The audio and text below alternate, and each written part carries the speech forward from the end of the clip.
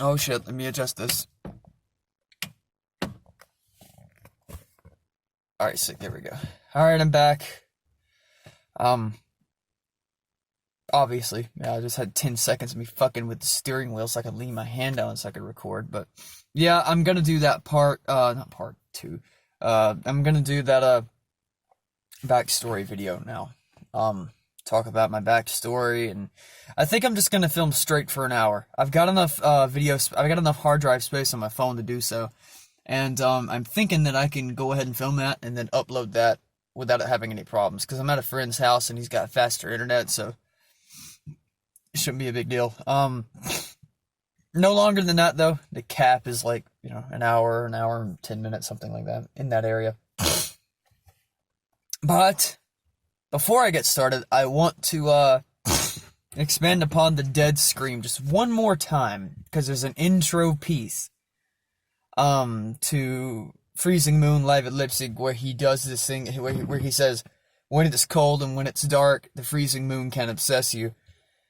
And what a fucking cool line, by the way. But it's this thing where he's talking. He's not exactly screaming, and he sounds like he's choking. And that's another type of scream that he would do. Those are the 3. But this ain't gonna be a whole video dedicated to that. I just wanted to sing that opening for you there. So it goes. Oh, how does he do it? Hold on, I want to make sure I do this right. My voice is slightly hoarse because I've been practicing too as I was gone. So, I think I could do it though. When it is cold and when it is dark. No, wait a minute. When it is cold and when it is dark, the freezing moon will obsess you, or something like that. It's pretty close to it. I just wanted to do that because it's fun to do. But anyway, let's get started with this. This is gonna be a long ass, as I already said, a long ass video, but it's gonna be also a depressing ass video. So just a bit of a disclaimer if you want to. I was doing a scratch in my hand. It's gonna be a fucking depressing video. So if you don't like shit like that, get the fuck out, because this is going to be a really, really dark video. It's going to be like a 3 or 4 part thing talking about it, because there's just enough fucking material in my life to make a goddamn New York Times best-selling book out of, to make a goddamn movie. There's enough material for that. And holy shit, is the plot line good enough for one, too. But, so we start off at age 4. If you want to know why I have some of the weird ideas I have, here's where a lot of my fucked upness comes from. As a kid, when I was young, my dad died, right? So I was 4 years old. It was back in 2004. I had just turned. He died in September, so I would have still been 4. I would have been almost 5 when they had his truck at the scrapyard. And I did not know he died, by the way. Nobody told me he died after he had passed, so I was at my grandparents' house, and I remember how I found out was they had the casket brought to the house, like they had his funeral at the house, and then they carried the casket back to the cemetery to be buried. But there was a problem. I didn't know who the fuck it was in the casket. And as a little kid, you're wondering. And I knew what a casket was as a kid, I wasn't a dumbass, but, I mean, at 4 years old, you don't really know a lot, but I knew that much. I knew what the casket was, and I knew there was somebody dead in there. And I was walking around asking us, I was like, who died? And then, like, this one blonde-headed girl, after I was asking around a few times, came over there. She was a friend of my dad's. She came over there and kneeled down. She was like, "You don't know that your father died?" And I was like, "Are you fucking kidding?" What I was thinking, I was like, no, and I went back there to the bedroom. I went to the master bedroom where my grandma and all of them were, and they were crying their eyes out, and I asked them, I said, "What, did my dad die?" And my grandma just stuck her hands out, like her arms out, like, "Come here and, give me a hug," sort of thing. But yeah, he died. And how he died is even worse than the fact he died. It's already bad enough, that he died. He's a great guy, but he died because one night he was at this place called Green Hills in Danville, Georgia.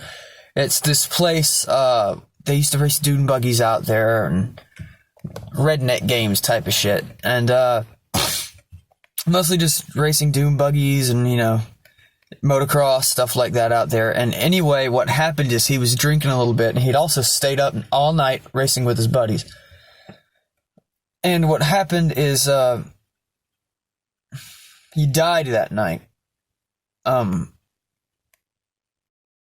Because what happened is he decided to drive home after he had been up all night and drinking, and he already had a problem with driving, falling asleep while driving. And so what happened is a friend of his named Tony has told me this personally. A friend of his named Tony told me that, look, I offered him like a ride home. He said, I tried to talk to him, and I tried to tell him, is that a car coming? Yeah. He said, I tried to talk to him and, get him to ride home with me. And he said, I tried to offer him a ride. I said, hey, Adam, which is my dad's, and he said, hey, Adam, you can't drive home. And my dad was like, yeah, I can, yeah. And then he finally got through to my dad, and he's like, you can't drive in this condition. And my dad was like, yeah, I know. I'll drive slow, though. And he was like, you can't drive, Adam. You need to ride with me. And my dad was like, yeah, I don't want to burden anybody, though, so I'm just going to drive myself. And they went back and forth with this for like 30 minutes, and finally my dad was like, just stop, man. I'm just going to drive myself. I don't want to burden nobody. So he gets in his truck and starts home, and he was 5 minutes from the house. Green Hills is like 30 minutes from our house. He was 5 minutes from the house, and he was coming around a curve, and he had done dozed off. And this logging truck came around the corner and hit him so hard. And how I know these upcoming details is because I saw the truck after. Yeah, I'll get to that shit. That's why I'm so disturbed and obsessed with death and rot. But he hit his head so fucking hard on the steering wheel when he hit the truck. Not only did the front of the whole truck cave in, like I'm talking the windshield was gone, the hood was missing, the entire like front half of the truck was smashed in. I mean, the front, like the driver and passenger seat were intact somewhat. Like they weren't smashed in, but the roof was kind of crushed in a little bit. But the entire front where the engine was at was like a pancake. It was fucking gone. It was all mashed in, compacted. But,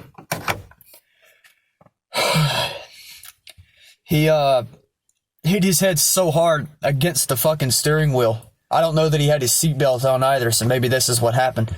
And I know he used to ride with his seatbelt, like he'd pull his seatbelt around and click it and then pull the seatbelt around behind his head. So it's no wonder this happened. He probably was wearing a seatbelt and then fucking hit the dash like that. But he hit the fucking steering wheel and dash so hard that it totally just disintegrated his head. I kid you not. What happened after the wreck is they took the truck to a scrapyard, and I had some things of mine in the back of the truck where I always sat in the back seat that I wanted to get out. So I asked my mom one day, and I remember this all vividly, like it's burned into my brain. It's not going anywhere. But I remember asking my mom, hey, can we go pick up my stuff out of my dad's truck? And she's like, yeah, sure, yeah. So she takes me by the scrapyard, and I'm thinking she's gonna get out and get it for me. And then we get there and she says, okay, Logan, we're here. You can get out and get your stuff now. And I said, can you do it? She said, no, I'm busy. She was playing a fucking game on her phone. So I got out. This would have been like in 2004, by the way. But I got out and I went over to the truck. And there was this guy who worked there and said, whoa, who are you? I was like, I'm his son. He's like, oh, I'm so sorry. And he's like, my apologies. And he said, do you have a parent here? Like, you fucking four. And I just kind of pointed to like my mom's car, and he's like, oh, she's right over there. Okay. Like, I wasn't far from her car, but I walked over to my dad's truck and I climbed in because he was like, how? I was like, how do I get in? He said, the front seat, but like the passenger seat, but the door was half open and jammed, like you couldn't open it or shut it. So it was kind of like half open, and I kind of climbed into this crevice and went into the passenger seat. And holy fucking shit, there was blood, man, everywhere. The dash was covered in blood. The fucking floor was just... there was, I've never seen, there was this gore. It was slick with gore. The whole fucking place is the only way I know how to describe it. Slick with gore. There was like brain matter, not much of it, but there looked like meat chunks. Like yay big. And in the blood. And it was all over the fucking dash. It was in the floorboard. And it was even in the back seat. Which showed me he did this on the back. Fucking caved the back of his head in. And then he hit the front. And I remember my grandpa telling me years later that when they found him, he had no head. It was gone. They said that he had like a bit of skull left. But for the most part, his head was fucking missing. They said that the guy that came and found him, the guy that found him dead in his truck, was driving down the road and pulled over and said, holy fucking shit. And looked in there like he wasn't turned over or anything. He was just wrecked in the ditch. But, because what happened was a guy found him. Because the Howard Shepherd truck was there, but the dude didn't call 911 at first. He didn't know what the fuck to do. He was distraught. You know, I don't blame the guy. It was dark. It was late, and my dad was in the wrong fucking lane. But it was so damn late, man. And this guy comes driving down the road and pulls over. He's like, what the fuck happened? And he's like, holy shit. He walks over and he looks at my dad's truck, and that's the guy that told my grandpa. He's like, he had no head. So that explains the blood, and they hadn't had time to clean the blood up yet. And for some fucking reason, this asshole working at the salvage yard let me in. But, I get my shit out the back, and I've got the fucking, items to prove it to you. It was a copy of Bloodwake for the original Xbox with a cracked case. It was like, the case was fucking mangled from being knocked around and shit when the truck hit that other truck. It was like, there was blood on the case, too, by the way. Not much, but specks here and there. And I wiped, my grandpa cleaned it off for me, and I've still got the case to this day. The disc still fucking works. I shit you not, the disc didn't break. The case did, though. Horribly. The case, like, you can take it and flop it like a damn, I don't know, like a fucking, I don't know what to describe it as, like a piece of bologna or something. But it'll still play in my Xbox to this day. What a great game, too. Holy shit. But I keep it on my shelf to remember my dad by. And also, I had this pillow in the back that didn't have blood on it, ironically enough, but the casing on it was just ripped to shit. I've got it at the house in my closet, so yeah. After this, it fucked me. It totally, my mind has been warped ever since, because you can imagine being a 4-year-old and seeing that amount of gore. And it ain't like it's on your uncle's album cover, heavy metal album cover or something, and it's like Cannibal Corpse, and it's like fake gore. As a kid, that would scare you, but not disturb you. This was real shit, and the problem was, it was my dad's blood. That's what made it so fucking bad.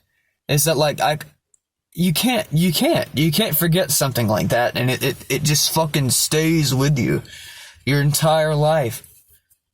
And for some reason, throughout your entire life, it causes you grief. It's just you can't get over it. If your dad just died, a lot of kids have dads that die. You just get over it. After a couple of years, you get over it, and it's like, okay. You always sort of remember it, and it always sort of gets you down when you think about it, but you move on. Not this shit. This shit was, oh man, it was so bad. But I remember after that, my mom was totally unapologetic, and as I got older, I'd ask her about it, and she'd be like, oh, I never did that, I never made you get out and do it. But then I started questioning myself, and I was like, did she really not make me get out? And my grandpa one day, me and him were talking about it, and he's like, oh yeah, she called me after and told me she made you get out and do it. So, she's bullshitting you, don't listen to her. My mom's a manipulator, by the way. So, I remember, after he died, my mom met this guy named, let's call him something easy to remember here. Shit. Let's call him Willie. Fuck yeah, let's call him Willie. Hey, close to his fucking name, we'll call him Willie. Cause the guy's still alive, sadly. Somebody should have fucking stabbed him in the face or shot him a long time ago, but he's still living, so fuck me, you know, right? The guy should be dead, but, you know, whatever. Willie James, bitch, or whatever. Willie was a bastard. She met this guy in a fucking, what is it? Man, some fucking nightclub. And, he's a fucking cretin. You know, if you can think of a more hateful person, I would be interested to meet them because it would be a fucking accomplishment. This guy was a dick fuck, dude. This guy was a waste of human life, a waste of sperm and eggs, a total plankton, a total scourge of the earth. And I'll tell you why. When my mom first met him, Willie wasn't that bad. Really was a nice guy. He spent a lot of time with me. He taught me a bunch of stuff. As time went on, though, he got real bad. And what happened is when I was like 6, I was introduced to this guy named Philip, who had a dramatic impact on me as a kid.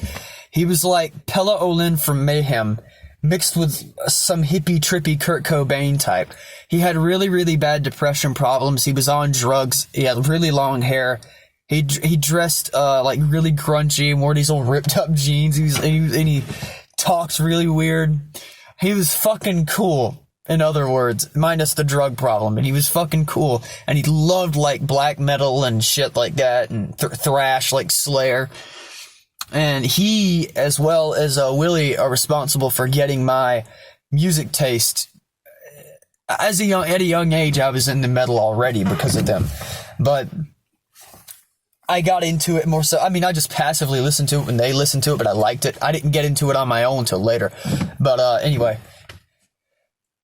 Philip, I got really close to Philip, and he was like the best friend I had, and he was like, I think in his 20s, he was in his really, really early 20s when I met him. Such a good guy. He was Steven's best friend.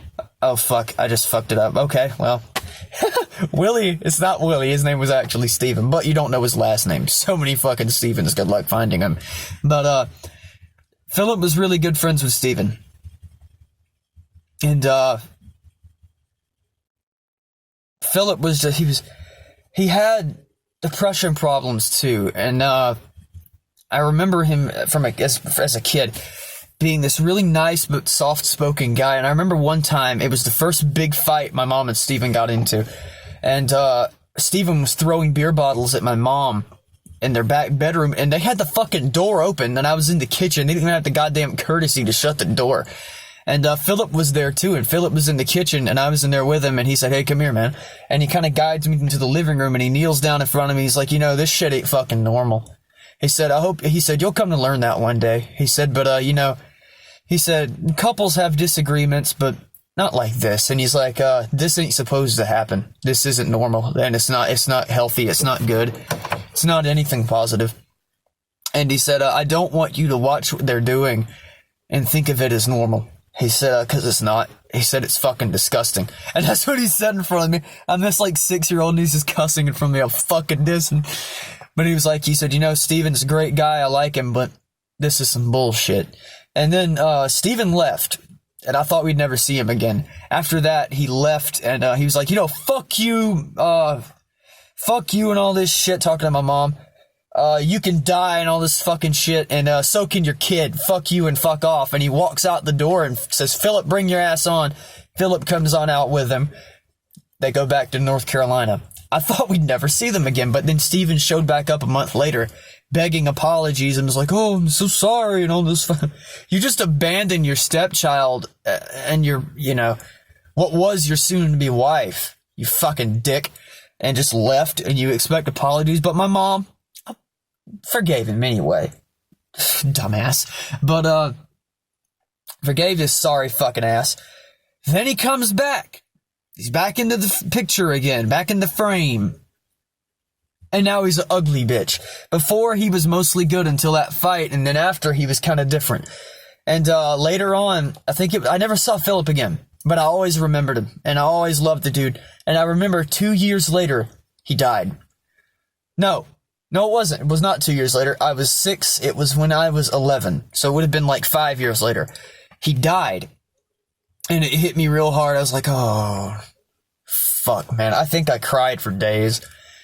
Like my dad, when he died, I had to go to therapy, and it didn't even help because I was so fucked. I cried for quite literally. I cried until every day for at least 2 hours. A day. Until I was, till I was about 9 years old. So that was a good, 4, 5, 6, 7, 8, about 5 years. Yeah, not that bad. For only 5 years. That's a fucking problem. But So I've been kind of mind fucked since I was a kid, but Philip dying didn't make it any better. But see, things were mostly good until I was 8 years old and gender dysphoria hit. And you're probably wondering, why the fuck are you talking in a deep voice? You know what? I'm not exactly sure. I do it sometimes because sometimes the high-pitched voice is actually hard to do.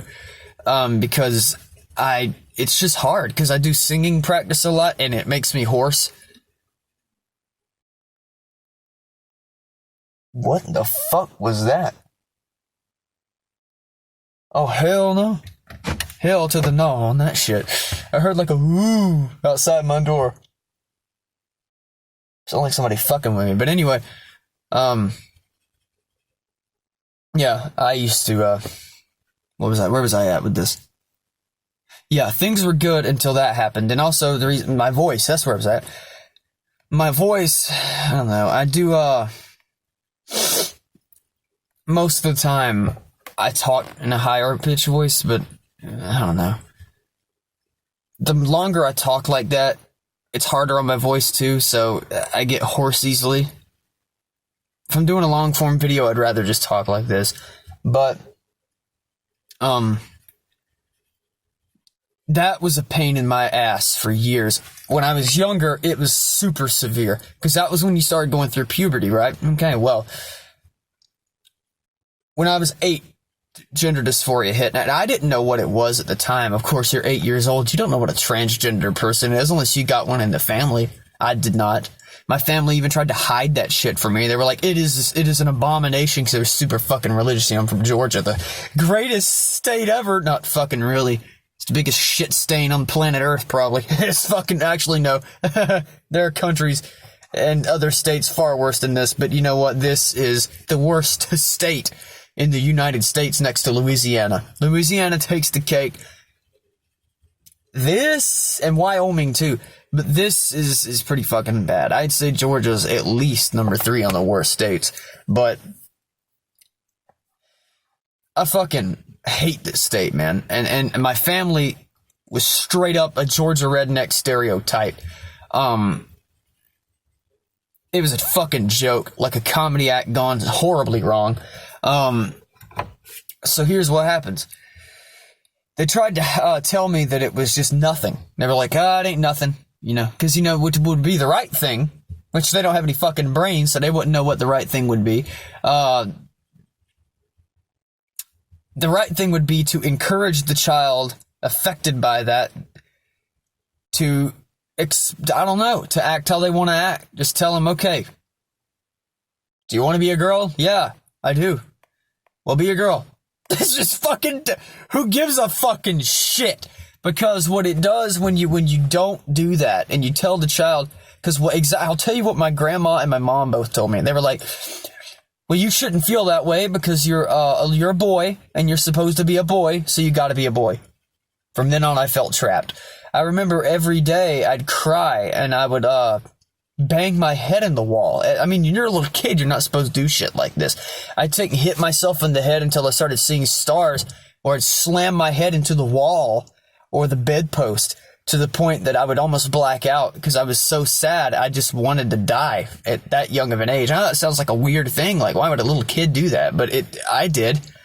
And it was because I just did not feel right. I had severe gender dysphoria and still do. I felt like I was in the wrong body completely. It wasn't like mild at all. Every single thing affected me, in part because I was going through puberty. But like I would do shit like that. My grandma would be like, "Why are you doing that?" And my mom too. They'd be like, "Why do you do that?" But my mom wasn't really concerned. She was like, fuck it, you know. But my grandma was worried. And she was like, why are you doing that? You know, that's not, stop, don't do that. And I was like, but I want to. I deserve to be punished. And you could ask my relatives this. You don't know their numbers anyway, but my relatives always used to do that. They'd be like, why are you slamming your head in the wall? Maybe it's because you fucking told me I can't be, you know what I mean? But I would do that shit. Even if we were on like the happiest vacation ever, I'd be miserable. I just didn't want to do anything. I'd lay in the bed all day, or I'd slam my fucking head in the wall. And I don't know. At that age, I knew it wasn't normal, but I didn't know what was wrong with me. I just knew other kids didn't act like that. But the real shit hit the fan when I was 11. And this is where the story takes a dark turn, my friends. This is where, when I mentioned in the last video, the Pelle Olin shit starts to come into effect. Stuff very, very similar to what he went through started happening then. What happened when I was 11? A bunch of fucking things. I started having attractions to guys. Because when you're about that age, you start being attracted to girls and stuff anyway, because that's when puberty's hitting. But I started getting attracted to guys and girls. And my mom, I would tell her about it. She'd catch me looking at some dude's butt in the Dollar General or something. We'd be in like Walmart or in Dollar General and be some really hot guy that walks by and I'd be like that. And she'd look at me and she'd say, "What are you looking at?" And I'd be like, "Him." And she said, "Don't be a faggot, son. Don't be a fucking faggot," is how she would say it. And if Steven was with me, he'd be even worse. He's like, "What are you, some kind of fucking pussy?" I'd be like, "What do you mean?" He said, "Only fucking queers look at people like that. What are you, some kind of goddamn faggot?" And I was like, "What do you mean?" He said, "What do you like, dudes?" And I just got scared. And I was like, no, I don't. No. And I used to act kind of feminine when I was a kid too. I mean, it wasn't extremely feminine, but it was pretty feminine. And I had to stop pretty quick because when and like certain ways I'd talk, it was feminine is what I mean by that, and tonality of my voice, things I'd say. I remember one time I was outside with my mom, and we had just gotten a new cat. His name was Oreo, and it later got eaten by a vulture, I believe is what happened. But because it died, I think, outside in the yard and got eaten by a vulture. We found its bones. I was like, "Oh shit, here goes another one." But Oreo, we got her, and I was like, "Oh, she's so cute," like that. And then my stepdad slapped me, and he's like, "What are you, some kind of fucking pussy? Don't be a faggot. I'm not gonna have my stepson being a fucking queer." And so that's what he did. He slapped me in the face, and from then on, I had to learn to be an actor. I could not be myself. And this is when kids started picking on me at school, too. Because I was interested in things they weren't. I was getting into a band called Bullets and Octane, which was a hard rock band out of California. They were a really obscure band, too. Nobody had ever heard of them. I was very into them. And this is when I started getting into metal, too. I was listening to Metallica songs, Megadeth. I think at this time, one of my favorite songs was The Killing Road by Megadeth. And also Cancer, California, and what was it? What's that other song? I Ain't Your Savior by Bullets and Octane. Such a good song to this day, man. But I also liked parkour.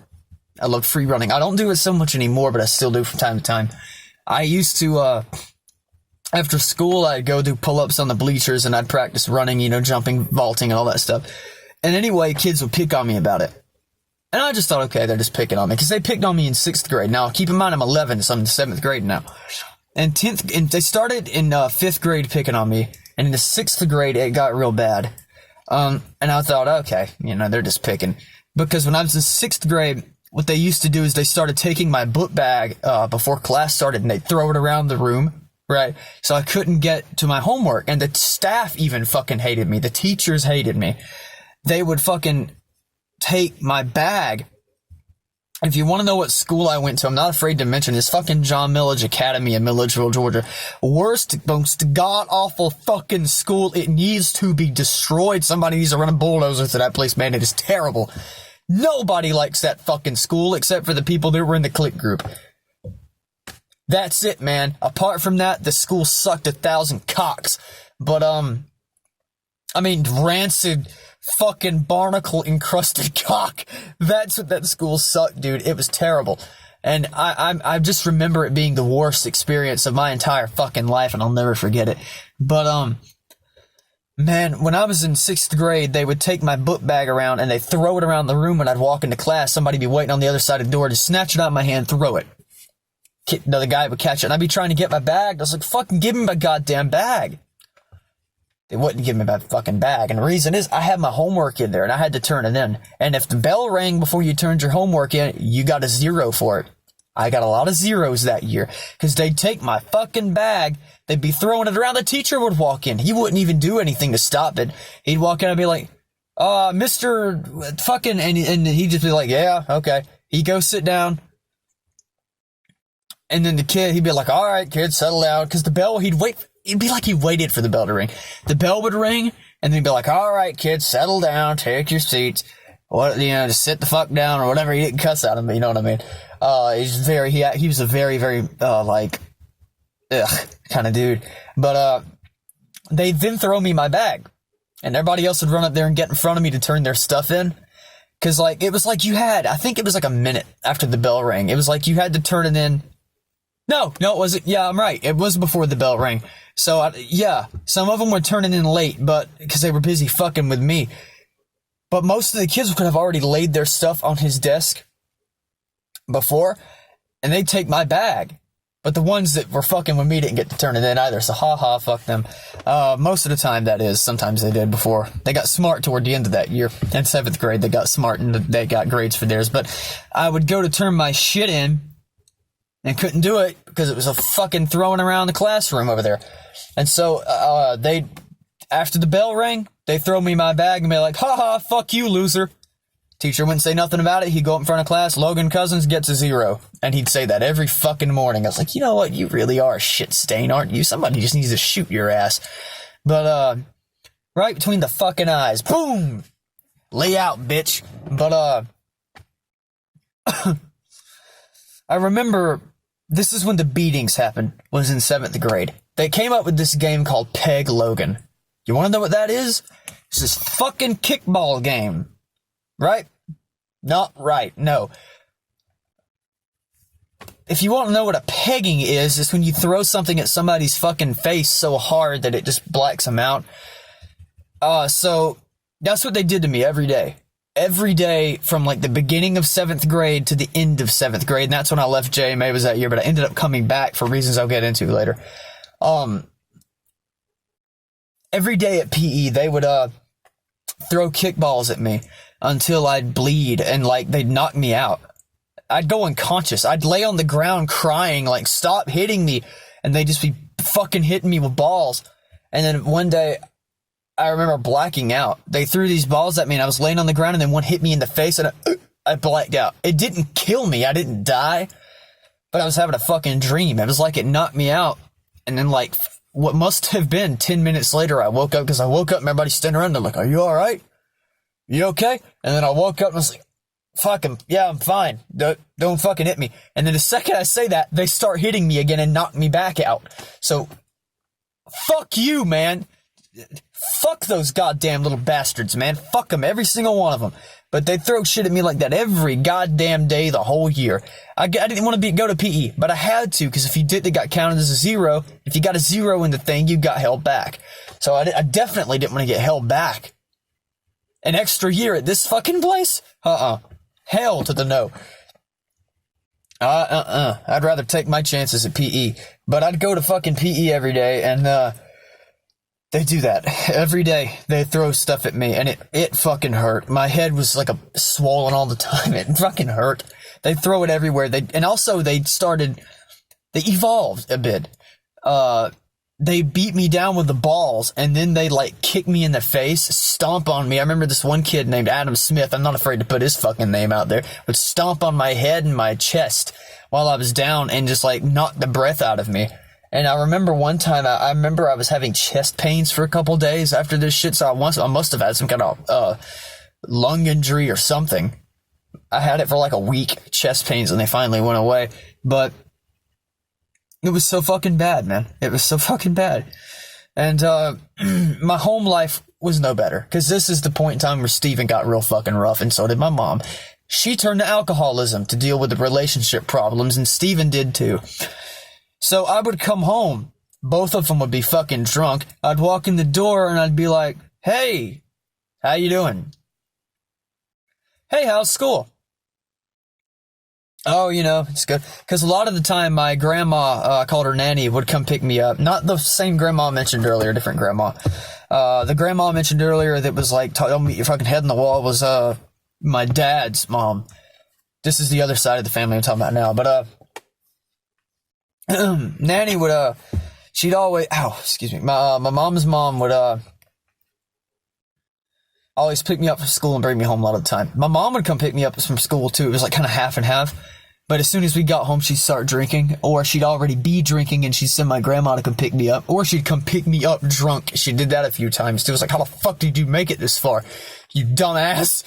Driving drunk. But I remember it was real fucking bad, man, because on top of everything, think about this, I'm getting beaten up at school. So bad that I black out daily. It was terrible. I remember I'd get to school and kids would line the hallways to laugh at me.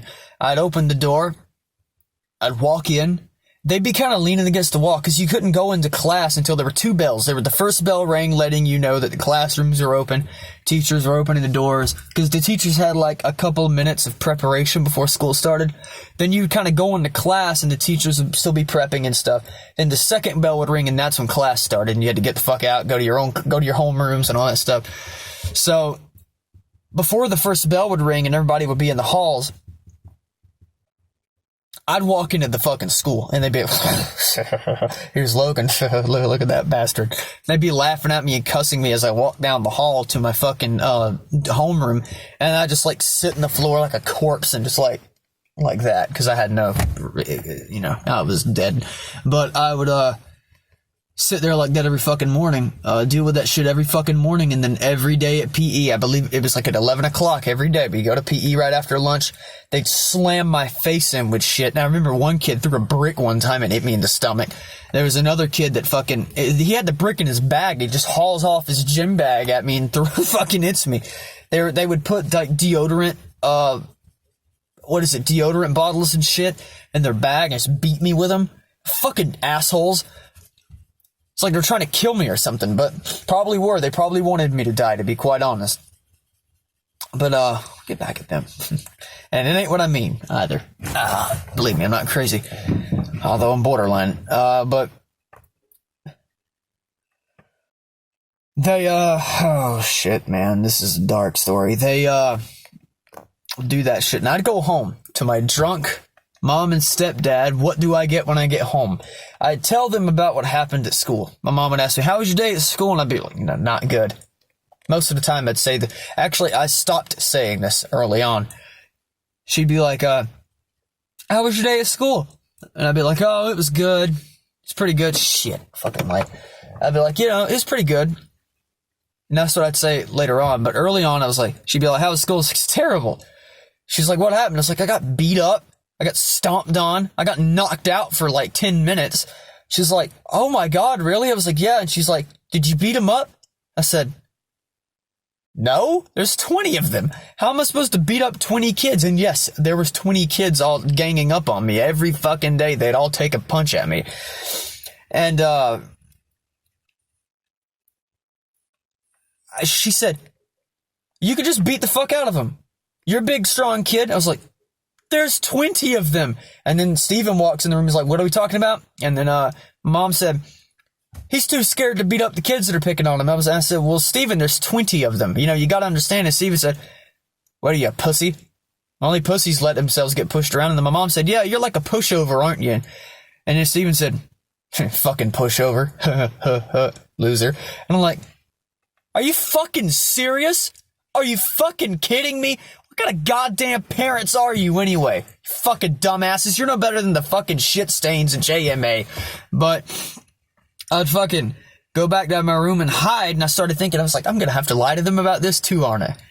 I'm having to hide my feminine side. I'm having to hide everything. And now I'm going to have to hide this too. Great.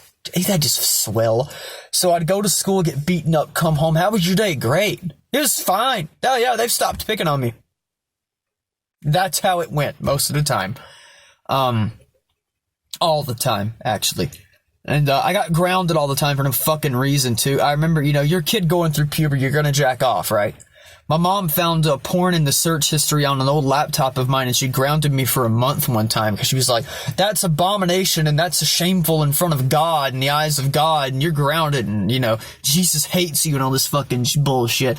Well, you know what? Fuck you and your Jesus. I hope Jesus dies on the cross again when he comes back to the fucking, he's gonna come back for the second coming. Well, God damn it, I'm gonna be right there with the people trying to crucify him again. Fuck Jesus. Fuck that bastard. And fuck you too. But, she'd do this shit, man. And she would be like, you're grounded for a month. Fuck you. And all this shit. And I just kind of stay in my room. Nothing to fucking do. My neighbors would come over. Can we hang out with Logan? Nah, he's grounded. Why? None of your business. Then my neighbors would come over. They'd be like, why'd you get grounded? I said I was jacking off. They'd be like, are you fucking serious? I was like, yeah. They'd be like, oh shit. Stupid. I mean, fuck, man. But, I mean, there were bright spots to my childhood, too, so don't get me wrong. It's not all negative, but it might as well all be negative. Like, I remember me and my friend Steven would get together and we'd make what we called Retardicon. It was a stupid video series we made on this old Canon digital camera from, like, 2001 that my dad's side gave me as a birthday gift one year. There's one, it was like an old used banged up camera she had. I just wanted it real bad to record videos when she gave it to me for my birthday. I was like, yes! Fuck yeah! And me and him would make these stupid comedy vids and rewatch them back. We never uploaded them or anything, so you're not gonna find them on YouTube. But we'd watch them back and like laugh, then delete it because the card could only hold like, what was it? It was like 500 megabytes. So we could record like a 2-minute clip and then delete it. So we watch this fucking 240p video, be like, ha ha ha ha ha ha, delete it. We'd film another one, watch it back, and be like, oh shit, look what you just did. Steven like accidentally hit his head. We'd be like, oh fuck. Look at you, dumbass. But we watched this stuff back, you know. So there were good times. And at most time, those nights would end with my mom coming into the room drunk, screaming at us, telling Steven to go home and, you know, fuck you, Logan, go to bed, you're grounded again. So, great, wonderful times. But my stepdad would always ask me to go into the yard and help him with stuff. He's like, come out here and help me change the brakes on this truck. It's like, okay. I mean, your mom's minivan, not a truck. She had a 2003 Honda Odyssey. But I'd go out in the yard and he'd be like, hey, take those brakes off for me. I said, all right, I'll do it, but I don't really have any idea how to do it. You'll have to show me, or I'll have to ask for help or something. He's like, yeah, sure, fine, that's okay. And I go over there and I'd be taking brakes off. It's like, hey, Steven, come here. How do I remove this particular piece here? He'd come over there and be like, what, he's fucking stupid? Can you not figure out how to take the brakes off? He said, my God, you're 11 years old. Learn something. You're a fucking man. Grow a pair. Take the goddamn brakes off. I'd be like, thought you said I could ask for help. And he's like, well, you're being a fucking pansy. Do it yourself. I'd be like, okay. I'd be like trying to do it. And I couldn't figure it out. I said, Steven, I hate to bother you, but I really need help. And he's like, just do it yourself. And so you get this feeling of just not being loved at all. And you just feel distance from everyone and totally alienated. And I was like, you know, fuck this shit. And it was when I was like 12. Things got even worse because I went to Putnam County School. I left and went to Putnam County for 8th grade. Why did I do this? Because things at JMA were so bad that I swear to God, if I would have went there another day, they would have killed me because the beatings at PE got worse and worse and worse and worse, and the bullying got worse and worse. So I was either going to slit my wrists and kill myself, or they were going to do it for me, pretty much. They used to vandalize my property too, right? I had this old Palm PDA, Palm handspring PDA. You see, my dad's, I'd bring it to school to take notes on. But it was, everybody else has smartphones. I still had a flip phone. So I'd take this thing to school to take notes on. In class, I wouldn't have to use up so much paper. Because my mom used to cuss me out for having to buy paper for me because I'd use up paper. You know, you're going to use up fucking paper at school, you know, dumbass. But every couple of months, I'd need some new paper. And she'd be like, fucking, why do you keep needing new paper? I'm running my money down here, kid. Use the damn PDA. So I used my dad's old PDA. And the kids vandalized. They took the stylus and stabbed it through the screen. Fuck you. So that's what they did. Fuck you and fuck the earth you walk on, you dumbass cunts. But, that's what they did. And enjoyed it, like, thoroughly. And I remember that day I tried to fight a kid named Dane in the locker room. And, the fight was broken up for anything could happen. This guy named Jacob, like, Dane was, one of the ones responsible. I was like, you know, you can get fucked, man. And I went over to where he was sitting and just like took my gym bag and knocked the shit out of him with it. And he got up and tried to punch me. And this guy named Jacob came in there and grabbed his hand. He was like, whoa, stop. But, I left JMA not too long after that. I was like, I can't deal with this place. They're going to kill me. Or either I'm going to kill myself from having to deal with it.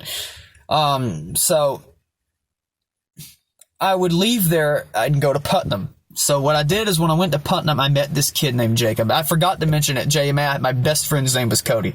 The only one that ever stuck his neck out for me during those times was a guy named Cody. Brilliant kid. Genius. He's like, I would actually not. He's just got a really good photographic memory, and he pass everything he just looks at the damn chapter of the book, passes it flying color, made 100 out of everything, never failed anything unless he wanted to. He was like, how the fuck do you do that, you lucky bastard? Damn it, Cody. I wish I had your abilities to see into the future. But, he's a cool kid, man. He always stuck his head out for me, and he's like my brother. You know, he's not my friend. He's my brother. Let's be real. He's my family. But, still is to this day. You know, he's more than a friend to me. But, we're closer now than we were then, but then we were very close, so that says something. But, yeah, he, one day,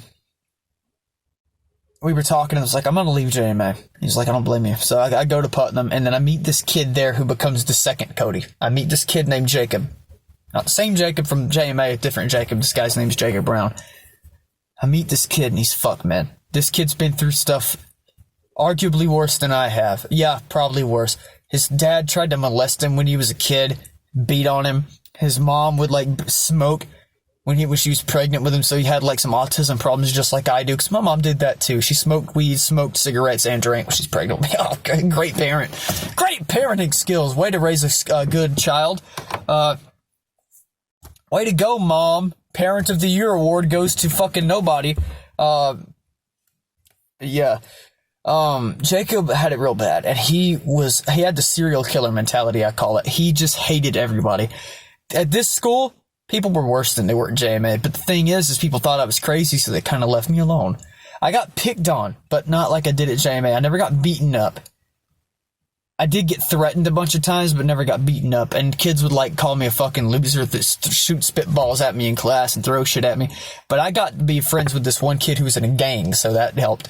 His name was, I can't remember his name, but, he used to stir up trouble in class, and he was an asshole. And I was friends with him until he did something to Jacob that I will never forgive him for. I'm not friends with Jacob anymore. I have not talked to him since 8th grade.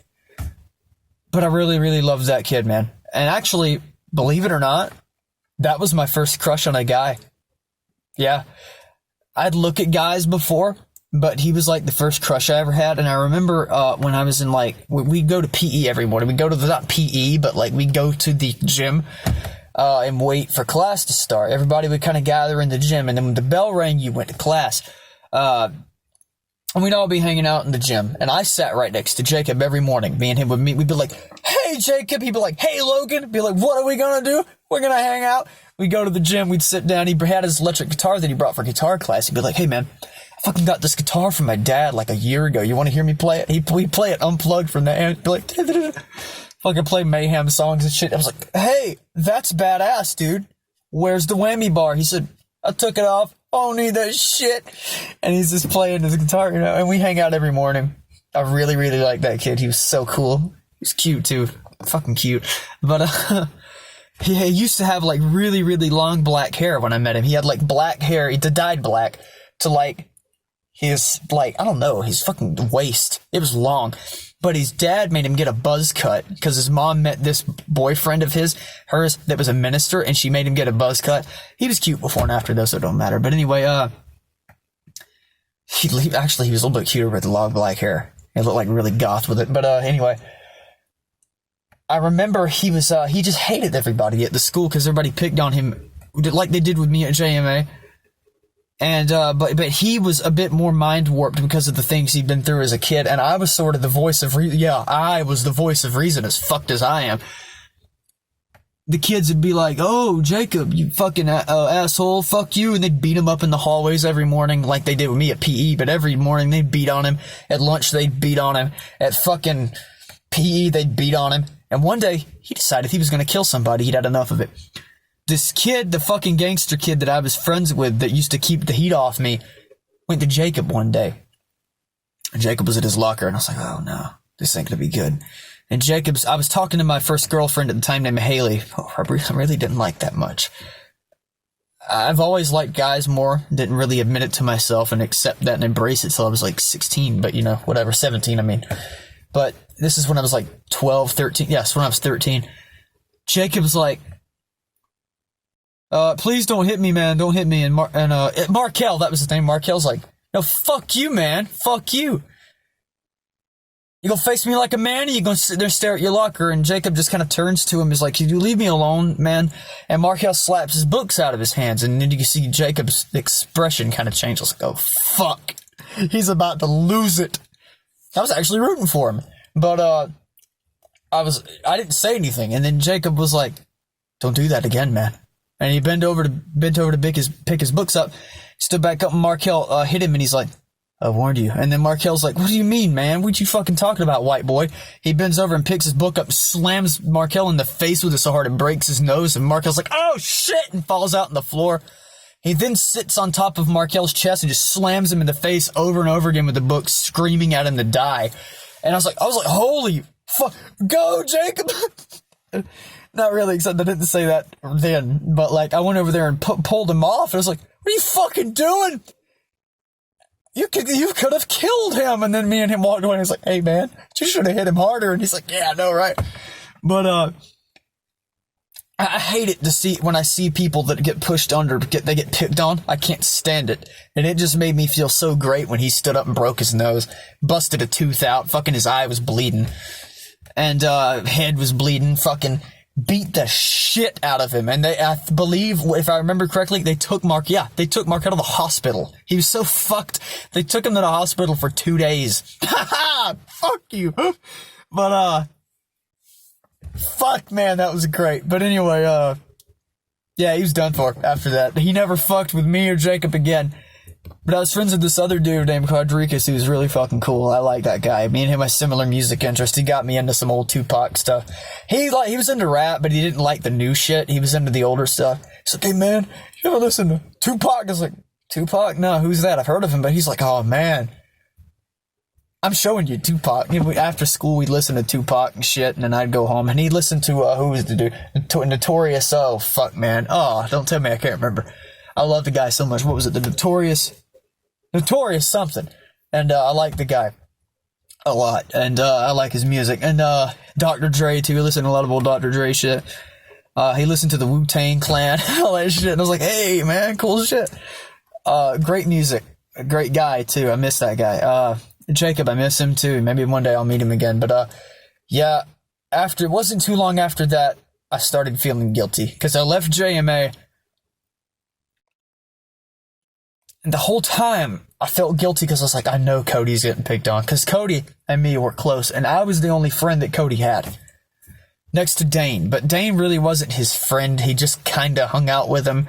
And then, after he'd hang out with him, he'd go and sit with the other kids in the clique group and pick on Cody, which pissed me the fuck off.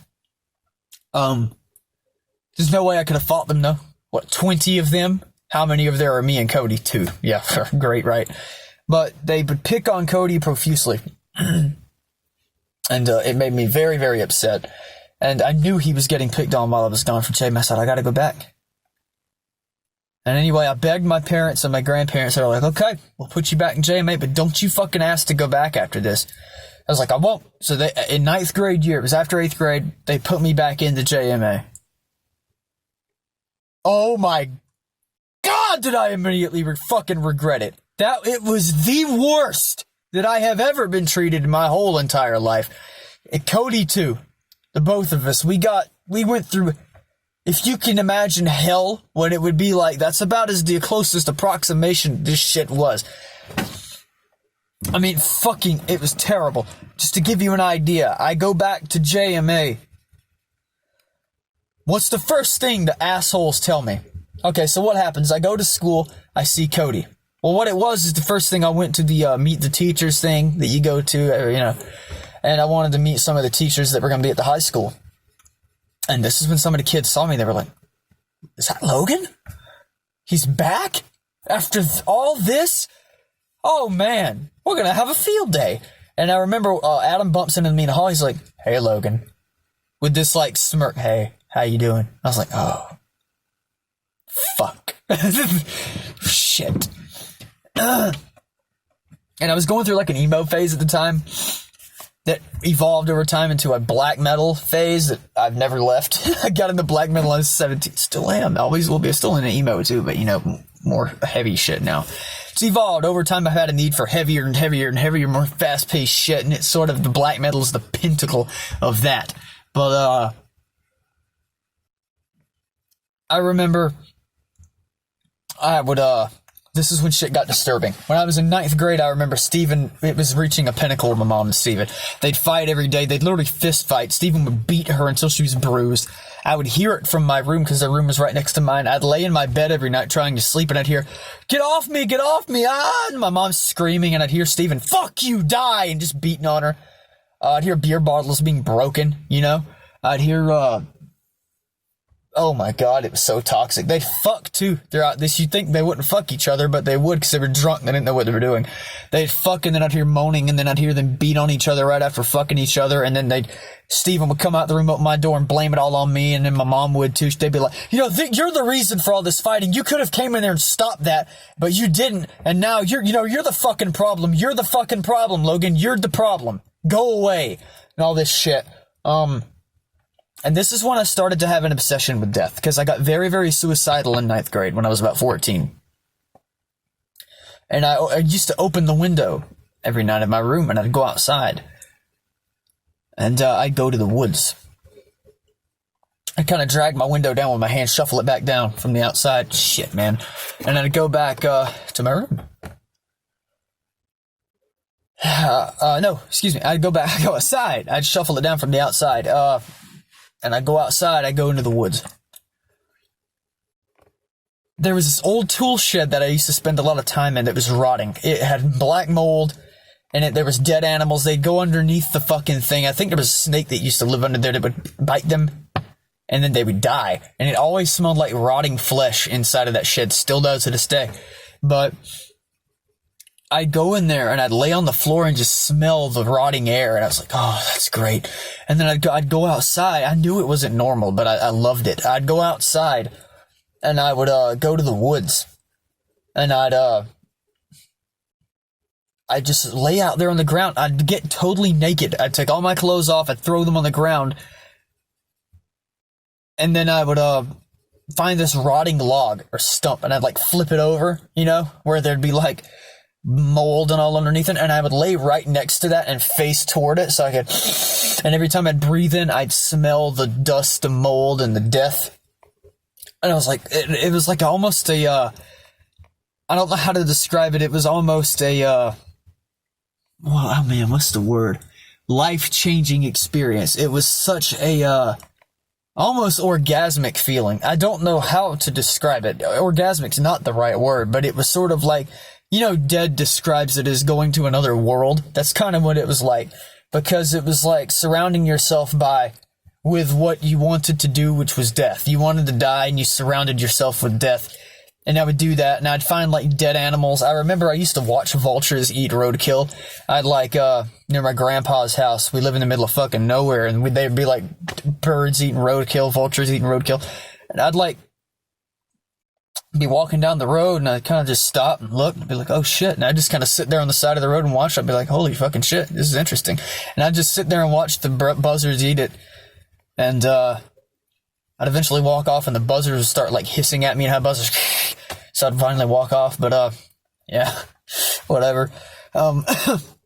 But I had like an obsession with death and rot and decomposition and stuff, and I still do. And I started cutting myself at this time too, and I'd watch myself bleed. I'd take a knife and I'd slice like straight down my wrist where, you know, you're not supposed to unless you want to die. I just wouldn't slice deep enough for it to kill me, but I wanted to get my practice in because one day I knew I was going to do that. But I'd slice downward and just watch blood run out everywhere, and I was like, oh, hey, look. And it was kind of like watching the life drain out of me, which is why I did that. I wanted to die so bad, and I was like, hey, look at that shit. The only thing that kept me from dying was Cody. I knew he needed me at JMA. I knew that the fight wasn't over yet. So I go to school. Kids would be like, why are you wearing sleeves for? You cutting yourself? I'd be like, hell no, I'm not cutting myself. What's wrong with you, fucking weirdo? Of course I'm cutting myself. Like, really, in the back of my mind, of course I'm doing. Every day I go home, I was so covered in scratches. I wore shorts before sometimes, but I started wearing nothing but jeans and like long sleeves. See, the emo style for me really was secondary. I just like wearing black clothes, but I wore black everything, but I had to wear sleeves, jackets, and like long pants and shit because I was so covered in cuts and scratches because I used to take needles and flatheads, and I still do this. I almost prefer it over cutting, but I would take needles, flathead screwdrivers, Phillips screwdrivers, anything I could get my hands on, rusty nails. I did have my tetanus shot, by the way. Rusty nails, and I just like do this on my fucking arm until it would just peel the skin back and I just bleed. I'd use a knife and I'd just do like slits, slide it across my arm real fast like that and make like slits and stuff. I had them from my neck, like lower neck, all the way down my chest and my sides. If I managed to put one on my back, I would, my collar's all fucked, dude. They were all over my thighs, the insides of my thighs, the backs of my legs, all down my legs. As we speak, I'm covered in scratches. So yeah. I mean, you get an idea here, a visual. I mean, can't really see it that good, but hold on. Fuck. Ow. Oh, my hand's like all tensed up weird from when I've been holding the phone for so long. Holy shit. Woo. That's weird. I don't like that. Anyway, it's gonna go a little weird for a second. I'm having to pull my sleeve up. Okay. Get you a visual here. That's sort of what the entirety of my body looks like. So, I mean, and I got some spots too on my chest here. You know, look at that shit. Normally it's worse than that even. This is mild. Like, cause those are scratches that I did with the needle. Normally I'll take a knife and do that, like a dull knife, and just fucking jack myself up. But that started in 9th grade. And I'd sort of hide the problems with a sense of humor. I've always had a really funny sense of humor, and I'd joke around with people, and people are like, oh, he's the happy, jokey guy. No, I was not. I was dealing with severe dysphoria. I was dealing with parents that didn't give two fucking shits. I was dealing with kids at school that would laugh at us, beat us the fuck up, throw shit at me in class. It was enough to just make you want to shoot yourself. And I used to have fantasies about blowing my head off with a shotgun. I wanted to blow my head off in the front because I know that part of your brain is what processes like vision, a lot of your cognitive functions. You blow that off, but the back of your brain's your subconscious, so you're still somewhat alive, and I slowly die for like 10 minutes, and I wanted to just feel myself, the blood drain out of me and die. That's what I wanted to do when I was that age. Yeah, talk about fucked up. But I would have fantasies about that. And then Steven left. I was like, woo! Thank God! Because he fucking left. He tried to choke my mom to death one night. And she beat the shit out of him. Threw him on the floor. And she was like, get the fuck out of here. He said, yeah, I don't even want to be here anyway, you fuck asses. And he walks out the door and leaves. Takes all his shit. He was gone. But the drinking got worse. And then things I thought were going to get better. I was like, hey, Steven's gone. Things are going to get better from here. It can only improve. The home life can only get better. Steven, the main source of everyone's fucking problems, is gone. Then my mom got real bad. She was already bad. Tolerable. But, hold on, I need to pop my knuckle. There it is. She got worse. She started drinking a lot, and she would do things to me when she was drunk that she didn't forget about when she was sober. And I'd ask her, I'd be like, why did you do that last night? She'd be like, what do you mean? I didn't do nothing. You're a liar. Now I'm getting called a liar, too. So she'd drink herself to the point she couldn't walk straight. And then, she'd come to me and she'd come in my room and throw a beer bottle at me and call me a faggot, tell me I was a queer. She'd call me a fag. She'd throw shit at me, scream at me, tell me I was useless and needed to die. And one time I remember I was depressed and I was like, you obviously don't love me. I might as well shoot myself. And she's like, yeah, that's a good idea. You should do that. And just looked me right dead in the eye and said, you should do that. That's a great idea. Kill yourself. And I was like, seriously? She's like, yeah. And I was like, okay. And I just stuck in my brain for years. I was like, okay. Fuck, even she wants me to die. So obviously, I really must be useless. So, the next day I'd ask her about this and she'd be like, I never said that. And you're You're bullshitting. You're lying. And you're grounded for lying. So I finally stopped telling her anything about it, and I just deal with it when it happened. And I remember one time, she came back there, and the catalyst of all this, or excuse me, not the catalyst, but one time she came into my room, and she was like, you know, Logan, fuck you, you're and I said, shut the fuck up, you worthless whore, and I took my hand and threw it through the fucking wall so hard, I even broke a piece of the stud off.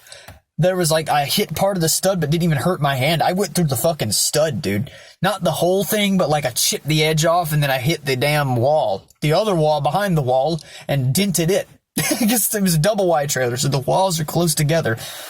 I threw my fucking right fist through the wall. My hand was hurting the next day, but I didn't break it. Just kind of carrying it like this the whole next day, like kind of like, I was like, ow, my fucking hand. But I punched a hole almost through 2 walls and a stud. I was so pissed off. And then I turned around and I grabbed, what was it I grabbed? I turned around and grabbed a shoe that I had on my bed, and I chunked it at her face, and it went right past her head. I said, for all I care, you can get shot right in the fucking face, and I'll do it for you if you want me to. And then she just kind of looked at me funny and said, good night, Logan, and went out and shut the door, and I was like, yeah, fuck you, have a bad night. And I remember that was no, that's not the worst of cutting myself up, but I remember after that, I cut myself up real bad, and then I took all my clothes off. I went out the window, and I went into the yard, and I laid on the ground because it was wintertime, and I laid on the ground in the cold. My hands were numb. My feet were numb. I wanted to feel what it would feel like to be a corpse. Because, you know, corpses, your body heat goes to shit. You get really cold. And I just wanted to lay out there. I was like, what must it feel like to be dead? And I laid there, and I was just staring at the sky, and I was like, yeah, this must be pretty close. I was frigid cold, covered in cuts and bruises from beating on myself. I used to punch myself too. I'd like take and drive my elbow into my own stomach, slam my head into the wall, slam my knees into the wall on purpose. I'd be fucked up. I'd cut myself after that. Then I'd go out the window and cry for an hour, and then lay there, stare at the sky, and wonder what it must be like to be a corpse. Have fantasies of suicide and shit. And I remember I'd go inside after that. She'd be at the computer listening to music, the volume blaring. I'd be like, can you turn it down so I can sleep? She'd be like, yeah. And then I'd go to my room and shut the door. She'd turn the volume right back up like, fuck you. You know, I'm gonna do what I want. Fuck you. Fuck you and your feelings and what you want, fucker. And then, you know, at school, me and Cody were so desperate to have Cody's home life is great. He had a pretty good home life. If this video cuts off, you know, I'm sorry, but I just want to give you a heads up because I'm into this now. So I'm probably going to keep going until it cuts out. But anyway, it probably won't cut out. But anyway, just letting you know in case it just suddenly stops in the middle of me talking, you know what happened. But anyway, one day, me and Cody decided to make our own religion. Now you're probably thinking, what? You know, if everything else wasn't disturbing and fucking creepy enough to listen to, now you're starting a cult? Yes, we were starting a cult. Me and Cody, more like a cult of 2 people, just me and him. We were starting our own religion to try and find a way out. We were trying to find a way for us to have a purpose in the world because we didn't have anything to look forward to except for our own deaths. His home life was great, but the bullying at school was so bad that it fucked him up. And then him seeing me so fucked up made him even worse. And also his parents didn't really know how to talk to him at the time. He was struggling with religious stuff. He was trying to leave Christianity, but he didn't know if he should, and it was messing with him and his parents. He tried to ask them for guidance, and then just be like, oh, you Satanist and all this shit. So he started getting really into paganism, and then he left paganism, and he's like, I'm going to start my own religion. It was back in 2015, so at this point, I'm 15 years old. Now, I remember Cody, he's like, you know, there's going to be blood moons, right? Next week, there's going to be 4 blood moons. I remember we were sitting at lunch one day, and he's like, next week, there's going to be 4 blood moons in a row. 4 days in a row. And I was like, bullshit. He's like, yeah, it's going to be 4. But I was like, how do you know? He said, I saw it in a dream. And I've seen shit in dreams before that came true. So I was like, okay, I'm listening. And he's like, so next week, starting on Tuesday, it's going to be a blood moon. For the next 4 days, there will be blood moons until Friday. I was like, this man's fucking crazy. But I'm thinking in the back of my mind, you know, well, maybe. I'll give him a chance. I'll give him the benefit of the doubt. I said, okay. Next Tuesday, what time? He said, next Tuesday at about 10 o'clock p.m. I was like, okay, so it's going to be cloudy that night, then it's going to get clear, you're going to see it. I was like, it's pretty fucking detailed. And he's like, I told you, I've seen it. It's like, okay. Okay, we'll see. We'll see. Next Tuesday, a blood moon happened. I shit you not. Next Tuesday, a blood moon happened. It was on a cloudy, rainy night, and then it cleared up around 10 to 11 p.m. And the moon was like this orangey color. It's like, you've got to be fucking joking. It's like, this is a joke. But it was real. Very real. And I'm just looking at it, and I'm like, holy shit, this shit's real. And it happened again the next night.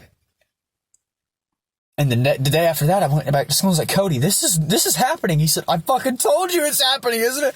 And then the next night, it happened again. And the next night, again. The next night, it did not. It happened 4 nights in a row. And I went back to JMA the next day. I was like, Cody. Well, the next day would have been Saturday, so Monday. And I told him about it, but Saturday I called him on the phone. I was like, one didn't happen tonight. And he's like, didn't I tell you it was going to be 4 nights in a row? I said, I believe you. I'm sold on this shit. What are we doing? Tell me about it at lunch Monday. I got to get off the phone. So I went to lunch with him Monday, and he was telling me all about the religion. He's like, okay, so here's the deal. I'm going to get these special powers. See, these blood red moons, you already know I'm telling the truth, Logan, because you've seen the moons. You've seen this.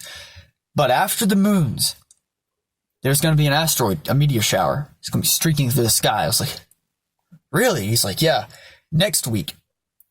Next Thursday. And I was like, bullshit. Next Thursday, the meteor shower happens. And then I came back to school, and I was like, meteor shower happened. And he's like, yep. And it was that Friday we were talking about this. And I was like, okay, what are we going to do, Cody? What's the plan, Sam? He said, so here's what's going to happen. He said, I'm going to get powers. Me and you both. After this meteor shower. He said, it's already done happen. No, it was on September 25th. He said, September 25th, I'm going to get powers. You are too. And I was like, what powers? And he said, we're going to learn the secrets to immortality. I was like, really? He said, yeah. We're going to learn how to like live forever. He said, even through death, despite it, we're going to live forever. I was like, how do you know that? And he said, because we're chosen. He said, look at the way we've been treated for our whole lives. And I'm like, shit. He said, we've been chosen to go through fucking hell, but it's going to end in something positive. I know it. And I told him, I said, okay, we'll see. Let's see where this goes. Let's see what's happening here. And September 25th comes, and he comes to me, and he's like, I've got it. I've got the key. And I can't remember exactly the idea that he had. It's so long. It's about 5 years ago. But the idea at the time was, I believe it was that. And then I came up with something not too long after to add to it called the void. And the idea was that when you died, that's what it was the fucking void. When you died, your soul went up to the sky and it kind of gathered around all these other people in this like electromagnetic field type thing, because your brain's electrostatic energy. Go up to the atmosphere, collect, and you'd reincarnate. And parts of your consciousness would transfer into the new consciousness, thus making you effectively immortal. And every time you come back, you'd live a roughly similar life. And he's like, that's a fucking good idea. He's like, that's probably right. And we were both like, yeah, we've just found out the fucking key to immortality. And so we started, we kept this to ourselves. I was like, we got to keep this to ourselves. I told him this at lunch one day. I was like, we have got to keep this to ourselves, because if we tell anybody this, you're going to think we're nuts. He was like, yeah, we do. So we were at lunch one day. Some fucking asshole overheard us, and he's like, hey, what are you guys talking about over here? And I was like, Cody's like, we're talking about, what did he say? We're talking about prophecy, man. And the guy, his name was Nathan. He was like, prophecy? What are you talking about? And so I told him, I was like, I don't fucking spill the beans now. I was like, well, you're probably curious. Me and Cody have got some theories on the afterlife. And the guy was like, the afterlife? What are you, fucking crazy? And then he was talking so loud that this kid named Dawson comes over and sits and he's like, what are you talking about? So I heard something about the afterlife. And then I was like, yeah, me and Cody have got these ideas. And Cody's like, yeah, man, it's real. He's like, what? You got to tell me. So I explained the whole void thing to him. And Cody and I were deluded enough to think we were actually doing something. Cody was like, we're doing the good work here, man. We're spreading the fucking word of this shit. Getting people's mind off this stupid Christendom. Off all this stupid fucking Abrahamism bullshit. They're going to realize the truth in just a minute, man. We're making progress. We were not. Instead, we started a rumor around the school, and indirectly, these kids ran with this shit, and they said a couple of religious nuts are gonna bomb the fucking school. I said, uh-oh. See, this started in 10th grade. We started the religion thing in 9th grade. It didn't really catch on to 10th grade. We kept it quiet for mostly a year, and then 10th grade comes around and the kids started doing this shit. I was like, uh-oh. Not good. So they start going off, talking about how we're going to bomb the school. 2 religious nuts are going to kill everybody. Logan's going to run in with a shotgun. He's going to shoot people down while Cody sets up the bomb. This type of bullshit. He's got an entire fucking ammo belt. We're all dead, you know. That type of shit. And it didn't help. I didn't know what the rumors were, but that it was like Halloween. It was like Halloween that year. And you had to a dress-up day. If you paid like $5, you could dress up. Well, it was private school. You got to pay out the ass. But if you paid like $5, you dress up as whatever.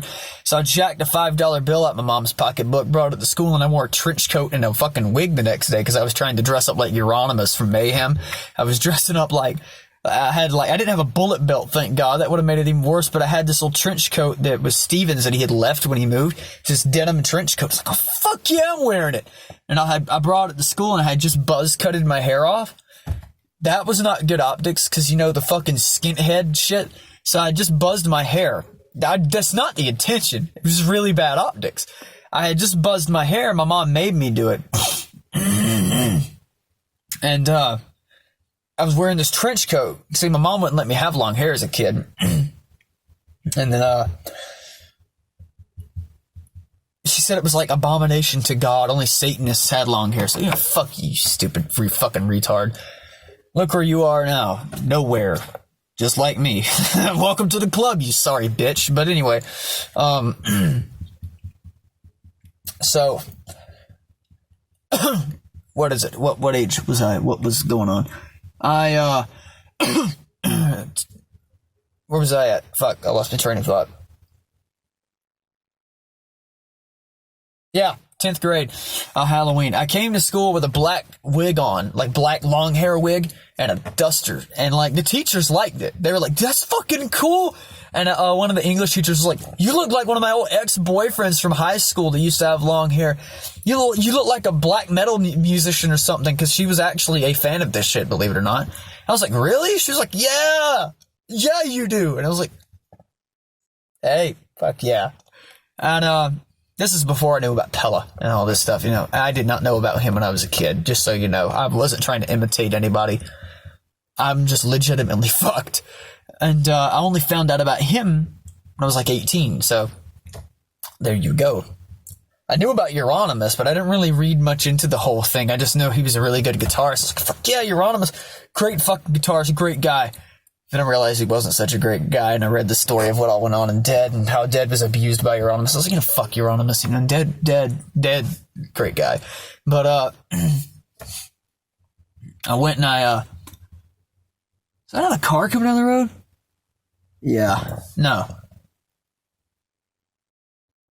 it's an airplane. Okay, I thought it was, I was like kind of listening. It was an airplane.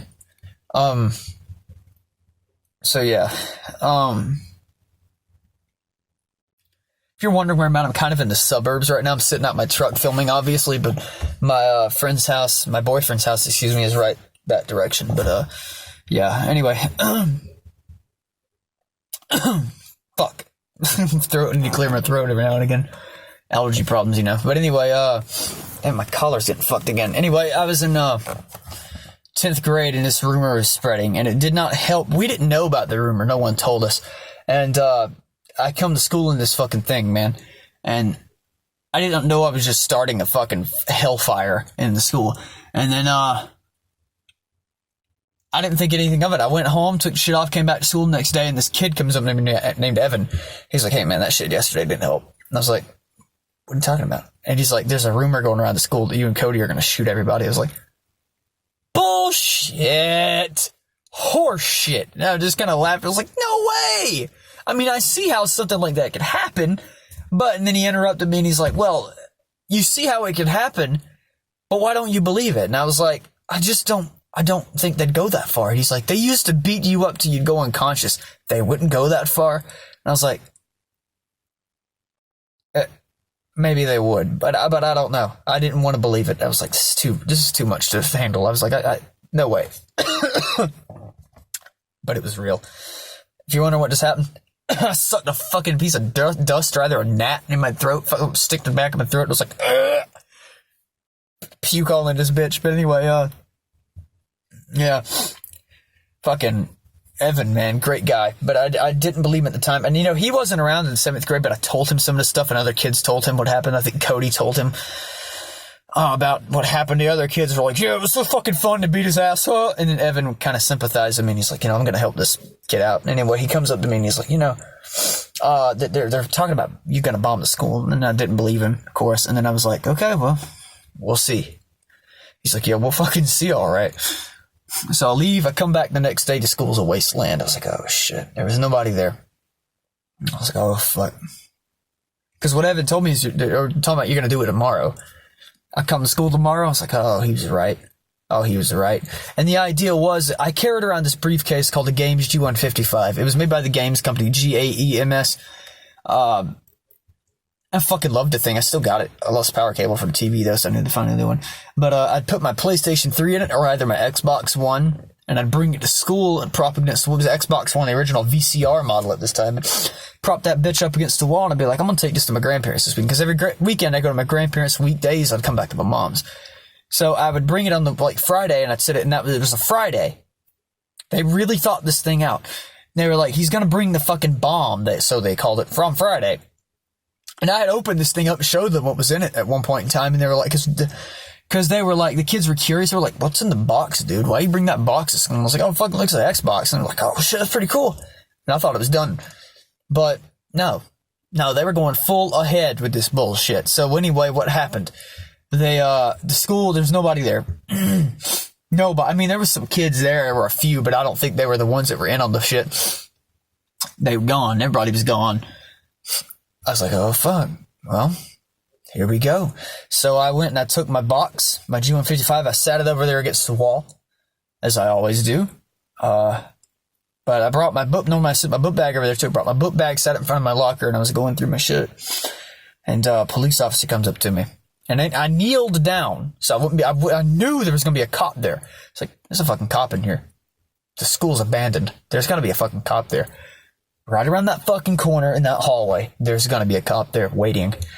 And I was like, okay, I'm going to kneel. So that way I'll already be down in the submissive position, so he won't think I'm going to turn around and do anything. So I kneel down. I'm going through my bag, and then I hear footsteps. I kind of take my hands out the bag, kind of put them aside. I'm like, fuck, man, I can't find my book. Just talking out loud, and he comes up behind me. He's like, you Logan Cousins? I was like, yeah, who are you? And he says, I'm Officer, I can't remember his name, Officer such and such. I need you to come to the principal's office with me. I was like, oh, fuck. It's like, yeah, okay. So I get up, and we go to the office, and he's like, so, what's all, and Cody's in there. I walk in there, and Cody's sitting at the end of this table. I was like, hey, I didn't say that. I was like, hey, Cody was like, but I walk in there, and I sit down, and, he's like, so, what's up with this bombing you guys are going to do? And I was like, there is no bombing. And he said, that's exactly what the bomber would say. And he's like, you guys, just look at you. You look like you're gothic. He said, are you guys Satanists? I was like, what the fuck does that have to do with anything? I was like, no. And what does it matter? And he's like, yeah, well, you mind if I go get that box, take a look what was in that thing? I was like, go right ahead, be my guest. So he says, I'll be back, principal, you watch them. He comes back with the box, and he's like, we're going to really see what's inside. And I was like, go full ahead.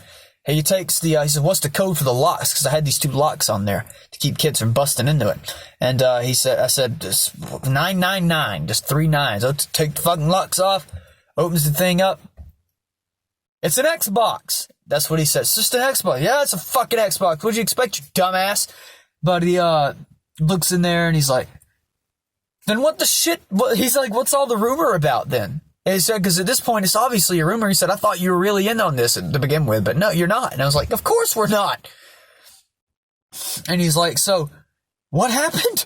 And I was explaining the whole thing to him, and he's like, okay, well, obviously you guys aren't liked around here. And I was like, no, we're not. And the principal, praise be to him, came right out and said, yeah, our students aren't the best. I was like, yeah, they're not. Fuck yeah, man. Fuck yeah, principal. But anyway, He gets it, dude. He got it. Head on, man. He got it. On point. The kids suck. They suck dick, dude. But, yeah, so he released us from the office. Like, you guys are free to go. Actually, no, we spent a week in there. He said, you guys can go and get your stuff, come back. So we went and got our stuff, and he came back and he's like, you guys have to stay in here and do your work for a couple of days till things dies down. And then we had a big conference a couple of days later at the school. The principal wanted my briefcase so he could show everybody what was in it. He said, bring your briefcase to school tomorrow. It was on a Wednesday, I remember. Bring your briefcase tomorrow on Wednesday. At lunch, I'm going to open it, show everybody that it's nothing to be afraid of. And I was like, okay.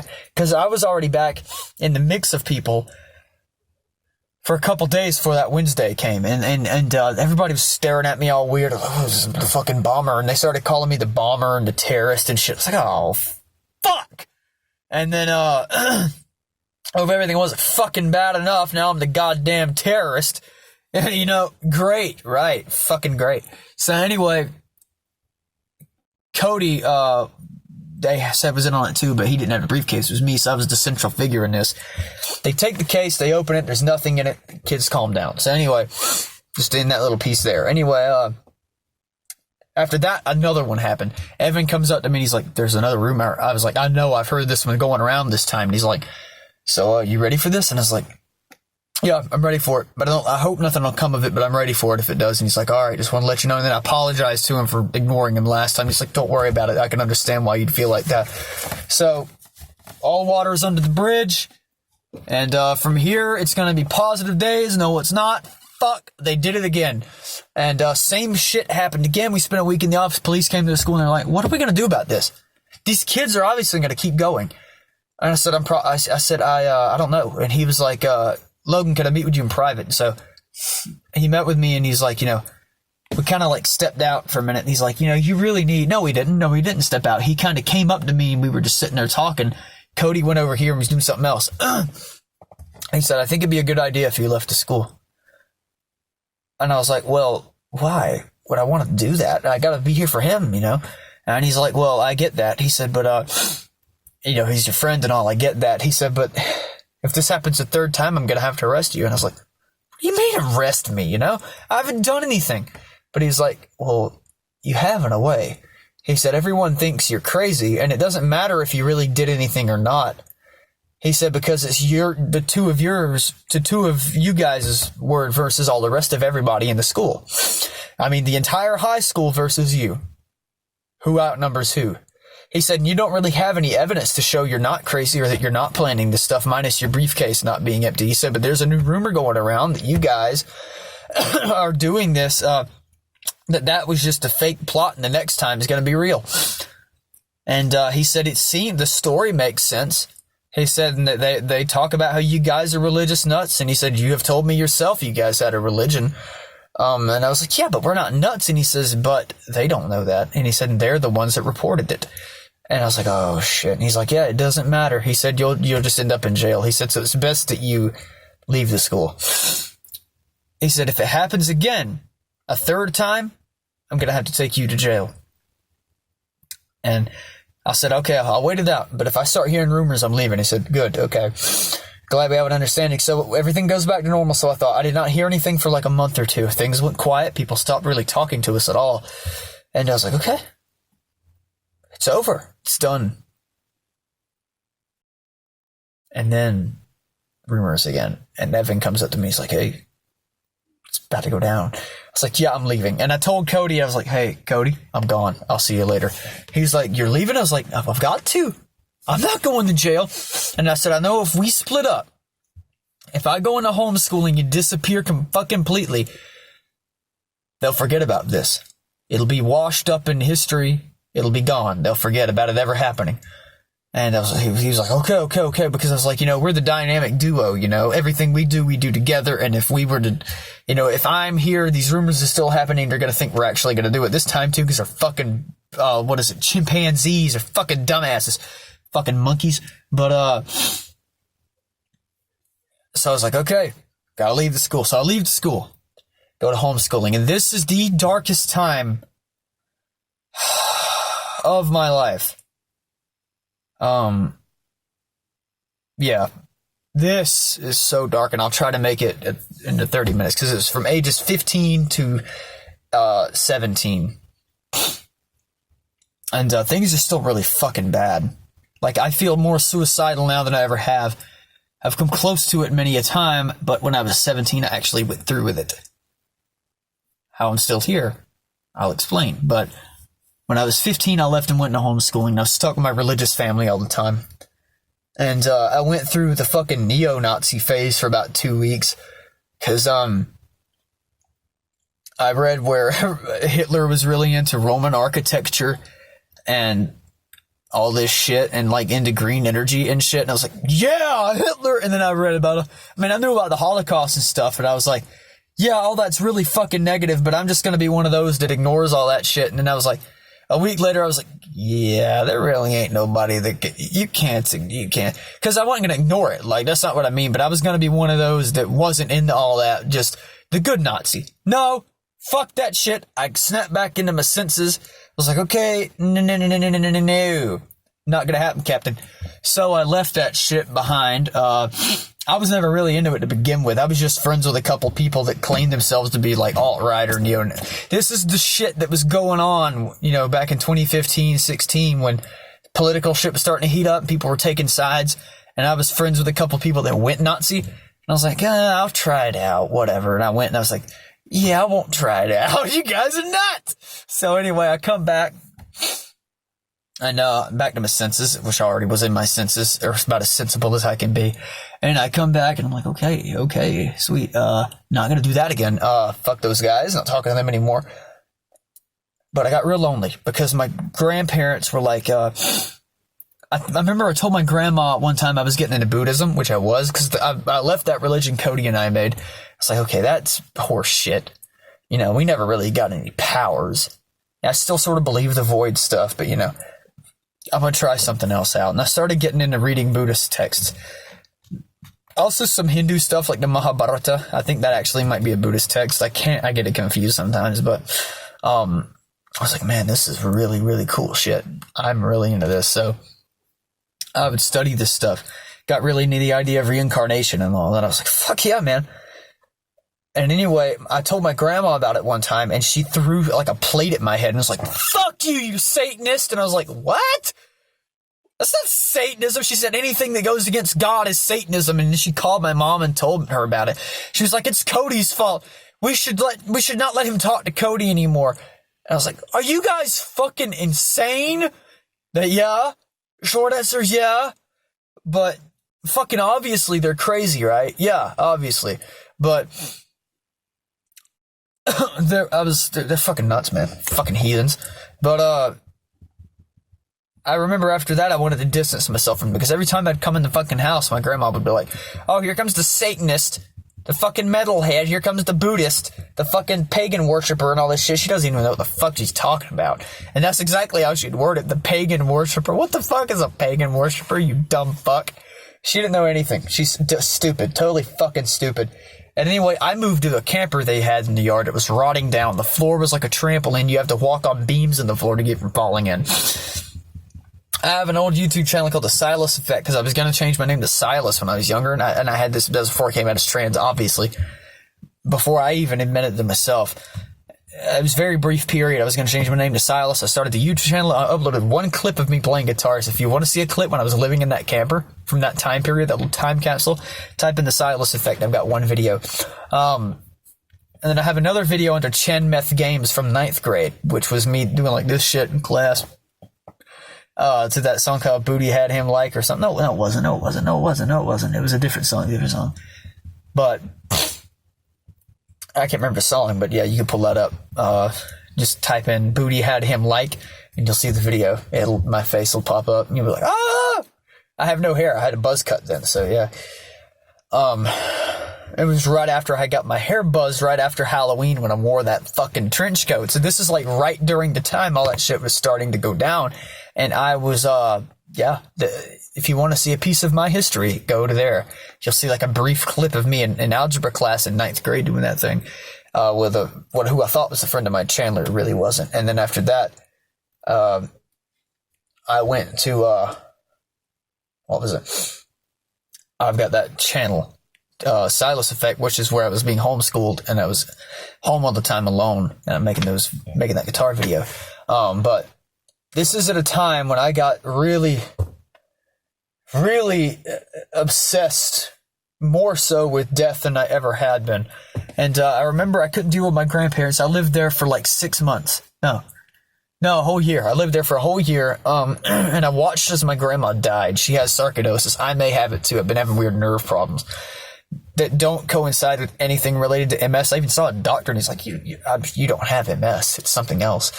And it's mild ass symptoms, but vision floaters, shit like that aren't normal levels. It's like really bad floaters. Black floaters. It's not blind spots. It's like these black kind of floaty things. But, sarcoidosis probably, but thank God that shit's easily treatable. But anyway, and it was mild. My whole family just about's got mild sarcoidosis, so I wouldn't be shocked if I've got it. But, my grandma had it for years without getting seen about, and it fucking killed her. Literally, she's dying of it. She had so much damage done from it that it was all she could do to exist. She got diagnosed in 1999, lived for like another 17 years. She died in 2017, but she was dying as of 2016.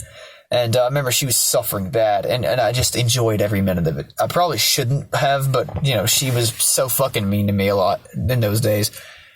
And I was emotionally in pain, and I tried to vent to her, and she would tell me that, you need to read the Bible. It'll help you with your emotional problems, and you just ain't a Christian. That's your problem. And then she'd call me a Satanist. She'd be like, see, you're a Satanist, and typically Satanists have emotional problems because they're not into Jesus. And I was like, this doesn't help at all, you fucking whore.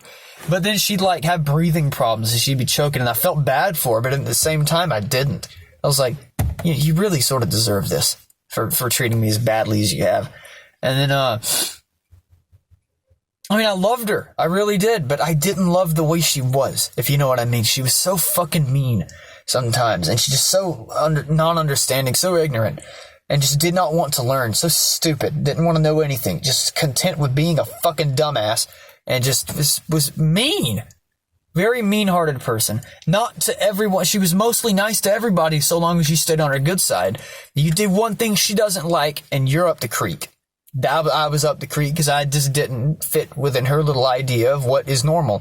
So, I didn't fit in. Obviously, I'm not normal, but I didn't fit in with her religious views and her cultural views. I wore black. She didn't. She didn't like that. She thought goths were of the devil. So, I didn't fit the fuck in. So, anyway. This is when I was letting my hair grow out long too, and she was like, "Oh, it's the devil, her fucking slut." But anyway, fucking weirdos. But I was in the camper, I remember, and I just couldn't take it anymore. I snapped. I slammed my head on the wall, and my head started bleeding. I was like, I can't do this anymore. I've got to go home. I called my mom. I said, "You care if I come back?" She's like, "I don't give a shit." So, because I had moved to my grandparents to help my grandma out with her shit because she was so bad off she couldn't even walk anymore, and I was like, I've got to come help her, and I couldn't deal with the shit, so I was like, I've got to go back. Like, I know my mom's a whore, complete whore, but I've got to go back, and I do mean that word literally. She got to where she'd invite guys over, guys that nobody knew. We didn't know these people. She'd invite these random guys over, then fuck them. Just invite random guy I did not know, and because this is after I go back to her house. We had these neighbors that moved in early 2016. Their names were John, Crystal, and Dad's name was Leota. Was it Leota? No, Larry. No. Fuck if I can remember. I can't remember, but his name was we're just gonna call him Larry. Real redneck type people, but John was different. He was cute. John was gay, too. He didn't want to admit it, but he was like, "Yeah, I'm straight, man. Fucking straight." But then he tried to snuggle with me. He was like, "Yeah, you're gay and you're cute." Like, I don't care. But he's just like, "Snuggle with me, yes, please." But I remember when they moved in. I went over there one day to introduce myself. I was like, "Hi, I'm Logan. Who are you guys?" And he's like, "I'm John. Nice to meet you." And he kept looking at me, and he's like, He kept looking at me, and I was like, "Hi, how are you?" And he's cute too. I'm like, But his folks, I met his parents, and they were really sweet. They were really good folks, and I was like, "Fuck, these guys are cool." They became a second family to me. The Smith family. I think it was Smith. No.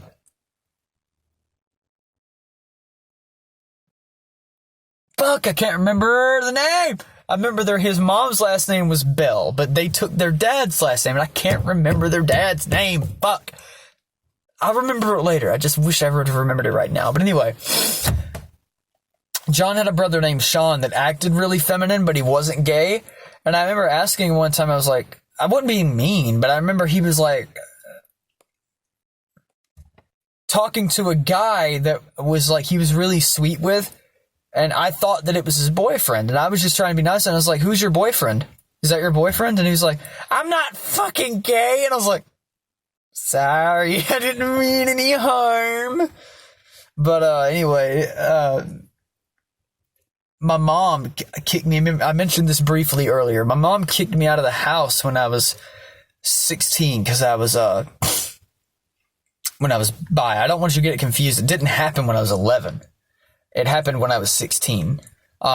She kicked me out of the house for being bi. This would have been in early 2017 around January, but we'll get into that in a minute. But shit was real rough. And I remember she kicks me out, right? And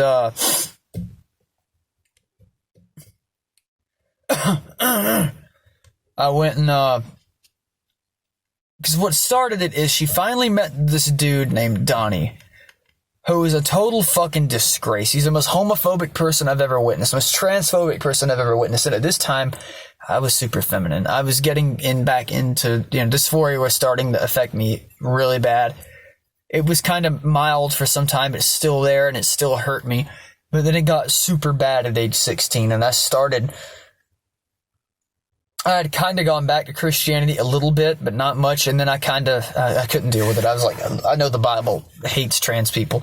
It mentions cross-dressing men as being Satan. I'm not going to fucking deal with this shit. So I'm not going to be a Christian. I can't do it. I don't even believe in the God, so why bother? And so I left the fucking religion. And I've naturally been more inclined to be spiritual because I've had ghost sightings since I was a kid. I'll make a different video about that. I've actually got an earlier video on my channel talking about the Skinwalker story and talking about ghost sightings and stuff that I've had. It was spooky dooky videos. I'll make another one of those because I missed those little bit videos. But anyway, yeah, I remember Donnie was over there one day, and so was my mom, and I said, I gotta tell you something, Mom. And she was like, what? And I knew she was homophobic. I was like, it's gonna take her a while to get around to it. But I can't hide it anymore. It's just really doing me bad to hide it. I told her, I was like, I'm bi. And she's like, hey, Donnie, come here. And then Donnie, because she just like kind of sat there like that. She's like, Donnie, come here. Logan wants to tell us something. And I was like, oh, no.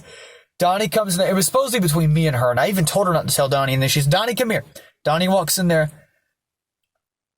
He said, what are we talking about? And he said, Logan. She said, Logan's bi. Donnie said, what? Slammed his hands down on the table. You're a faggot.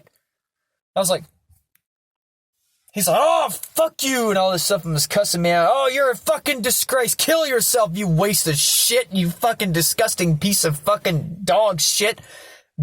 I started to cry. And he's like, yeah, cry, you little fucking pansy, you stupid fucking queer. You people don't deserve to exist. You're abominations on this earth. Go back to your room and cry. And I went to my room. I cried all fucking night. I cut myself up.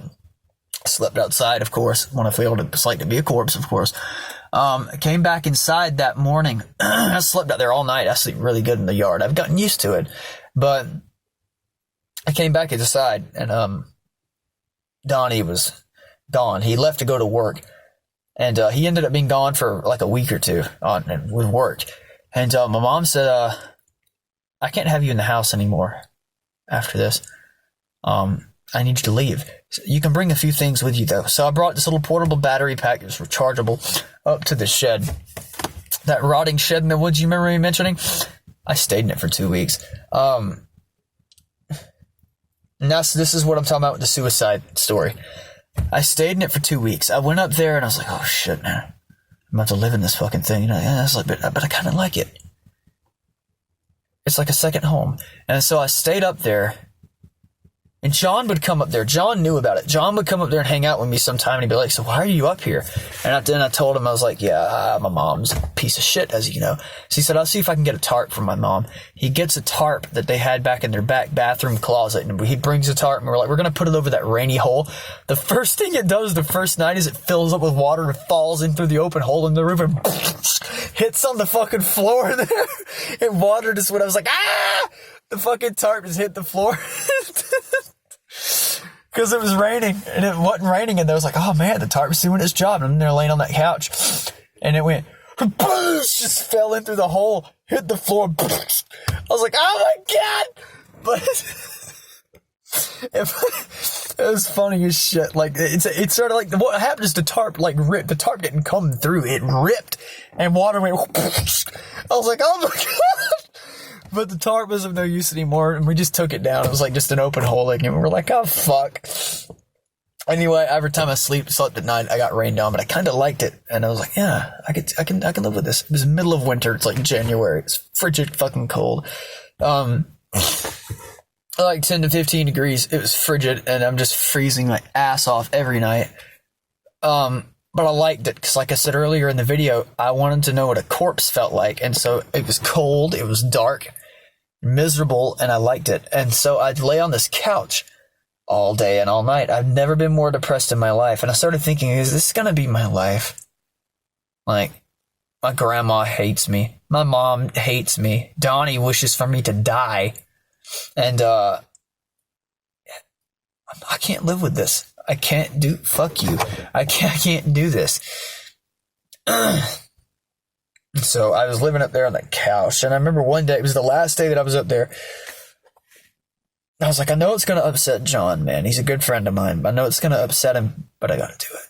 And anyway, I got up, I walked half across the shed, and I grabbed I grabbed this rifle.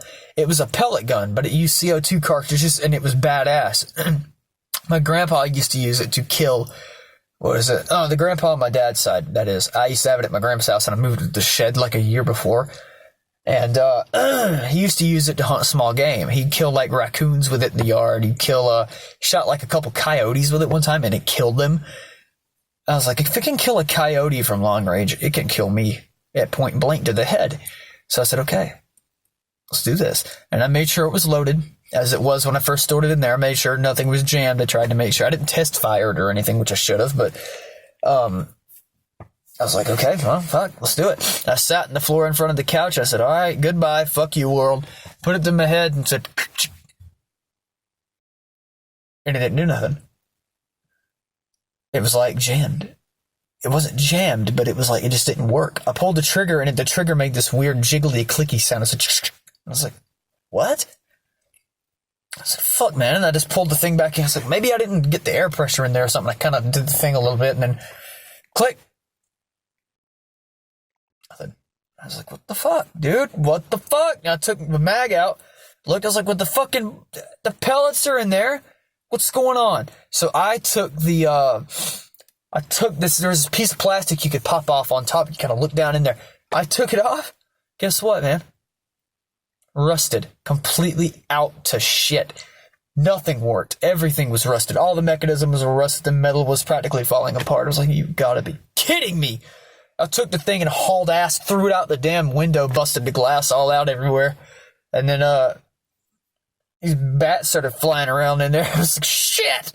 I threw it out the window, and then, went on a rampage. I had a machete up there, and I took the machete and just slashed myself in the leg with it. And then I started slamming. There were these shelves on the wall, these plastic shelves.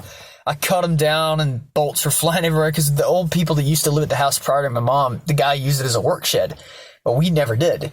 And it had all these old tools and shit in there that he used to have in there. And I was just throwing shit everywhere. I took a bag and there was a barrel of nails, like it's a big coffee can of nails. Threw it out the window too, and fucking was just destroying shit. Like, I'll take a video of it one day for you, but there's slash marks all on the door and the walls. The windows busted out. And then I went outside and started a fire. I went outside. I was like, I can't even fucking kill myself. You know, I'm so fucking stupid. Everything just, I'm so fucking, it's like life is against me. Whatever God's created this universe obviously have something against me. And I went outside and I started a fire. And, in this little metal cage, it used to be like what was it, man? It was a, damn boiler or something. It was like an old school hot water heater in a metal cage. And I took the damn heater part out, the water boiler out, and just kept the metal cage, the steel frame. And I built a fire in that thing, like a fire ring, but like a fire. It was like a rectangular cage. I built a fire in it. And, I'd sit out there every night, and I made me a makeshift stool out of a piece of like angle iron and some weird shit. And I'd sit on that thing and watch the fire every night. And John came up there one night, was burning the fire, and he said, I heard you freaking out up here the other night. And he's like, what happened? And I told him, I tried to kill myself and was too fucking stupid to check the gun to make sure it was rusted. I said, if I would have known that, I would have went down to the house and snuck out my own gun. He's like, well, why didn't you do that? And fucking after you did, I was like, I don't know, man. And he's like, what do you say we get over that? Let's have a little fun tonight. How about that? Take your mind off things. I was like, how am I supposed to take my mind off shit when I'm up here in this damn piece of shit, you know? He's like, well, you know, we'll figure it out. So he said, you want to fix that window? And I looked over at the window and I was like, yeah. So we went around and collected all this rotten scrap wood from my tree house that used to be in the trees that me and Steven built when I was like 10 years old. But it fell out of the fucking tree one time and just went and unfolded out on the ground. It just kind of hit and the walls fell over. And the roof kind of just fell in. But we took some of the old wood and used it to cover up the window that had been knocked the fuck out. And we left a little hole up there. I was like, leave that fucking hole so I can feel the breeze at night. Oh, hell yeah. So then we moved the couch and we put this reinforcement underneath on the floor and then moved the couch back onto the board because there was a rotten place in the floor, and when I'd lay on the couch at night, the couch would rock back into this hole. So we put this floorboard over that. We put a piece of plywood over that and we reneged that shit. I said, dude, this is turning out to be pretty fucking nice. We still had the leak in the roof, but I snuck down to the house one day. I got my TV. I got my PS3. I brought that shit to the house up there. I brought that shit to the shed. I got my electric guitar. It was a good time, dude. Brought my Fender Strat up there, man, with my little fucking Sawtooth brand 25 watt amp. Brought that shit up there. I hooked that shit up, man. Oh, so good. Oh, so good. I brought my fuzz pedal too. I was up there jamming out all night. Oh, that little battery pack I had, man. It's called the Rally 7471. In case you ever want to look it up, a great battery pack, by the way. But I looked it up. No, excuse me. I didn't look it up. I already had it. But I had it in the shed, and it became more like a home because I stayed up. This was like the first couple days. No, excuse me. This is the last night I really stayed in there much. Then my mom calls me the next day on my phone. She's like, you can come back to the house now if you want to. But I'd still spend the days up there because I just didn't want to be around my mom. And I'd come back to the house at night after she was asleep to go to sleep. But when I'd be up there during the day, I'd play my guitar, and it was so dark in there and dingy, and you could just see the dust and mold spores floating in there, and I loved it. It smelled like death and rot, and it's so good. But I'd stay up there all day playing guitar, making songs and shit. I remember I created this one song. It was like 1,000 years thou art cursed or something. And it was the first like really heavy song I ever made. And it was like, what the fucking lyrics were weird. I can't remember, but it was like me talking about you've been cursed 1,000-fold. Your family heritage shall be rotted. And it shall be, cursed or something. Your family heritage shall be. Anyway, it was like your family lineage will die. Your houses will be burned. It was like me venting all my rage into one song, and it was like this really fucking cool song, actually. I can't remember the riff, but I came up with it. It was like 1,000 years thou art cursed or something, but yeah, really long name, but great song. And I just played that shit all day, and I was like, practicing my death screams. And I remember one time the neighbors came up and were like, how fucking loud are you gonna be? I can hear you through the goddamn fucking woods out there. What are you, dying? You sound like you're choking. I was like, nah, man, it's called growling. And the guy was like, fuck, man, can you keep it down? You sound like a dying toad. I was like, yeah, sure, whatever. It's like, fuck. And he walks off, storms back to his house, storms back to his fucking militia encampment off in the goddamn woods. He had like his whole family living out there on one little 1 acre piece of property, campers and shit. Still does. Still fucking does. And it's like, me and my mom always called it the military encampment. But we always, and John called it the base. The compound. Yeah, the compound. The compound. And then we started calling it that. He came to me and my mom and he's like, it's the fucking compound over there. And we were like, oh shit, that's better than the encampment. So we started calling it the compound. But, yeah. If you're wondering what I'm doing, I kind of leaning over so I can get a bit more comfortable. But, I mean, it has been 2 hours after all. I got a timer up here. But anyway, yeah. I was in that damn shed, right? And so, shit was real bad. After I attempted suicide that night, literally not attempted, went through with it, but gun didn't work, so I lived. I had it aimed at my forehead too, because if you remember, I wanted to die in that way where I'd bleed to death from the front of my head and would still be alive. Because it would be a slow death, but not necessarily agonizing, and I'd lay there and just kind of die slowly. And I could kind of feel the DMT take over and feel the, fucking decomposition process.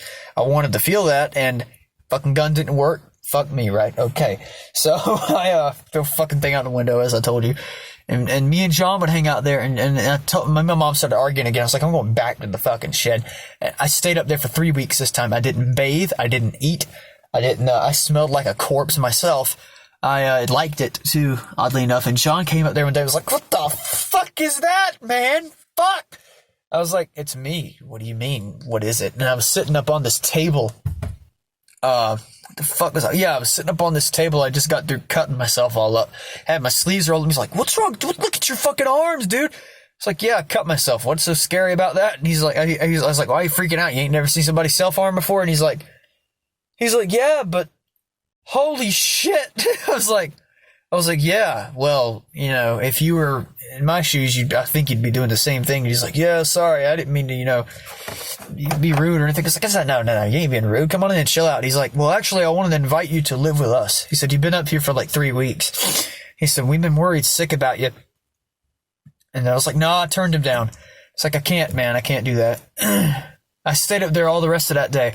And they hung out on their porch that day. They were grilling out. They had some family over. Not some family. It was just them. But they were out there grilling out, having family time and whatever. And that night, it was just John. John had went in for after they grilled out and ate. They ate outside on the table they had on the porch. And they went in later that afternoon and hung out. John came back out later. He was sitting on the steps drinking a Pepsi and talking to his stepsister named Emily. That's another story entirely, but talking to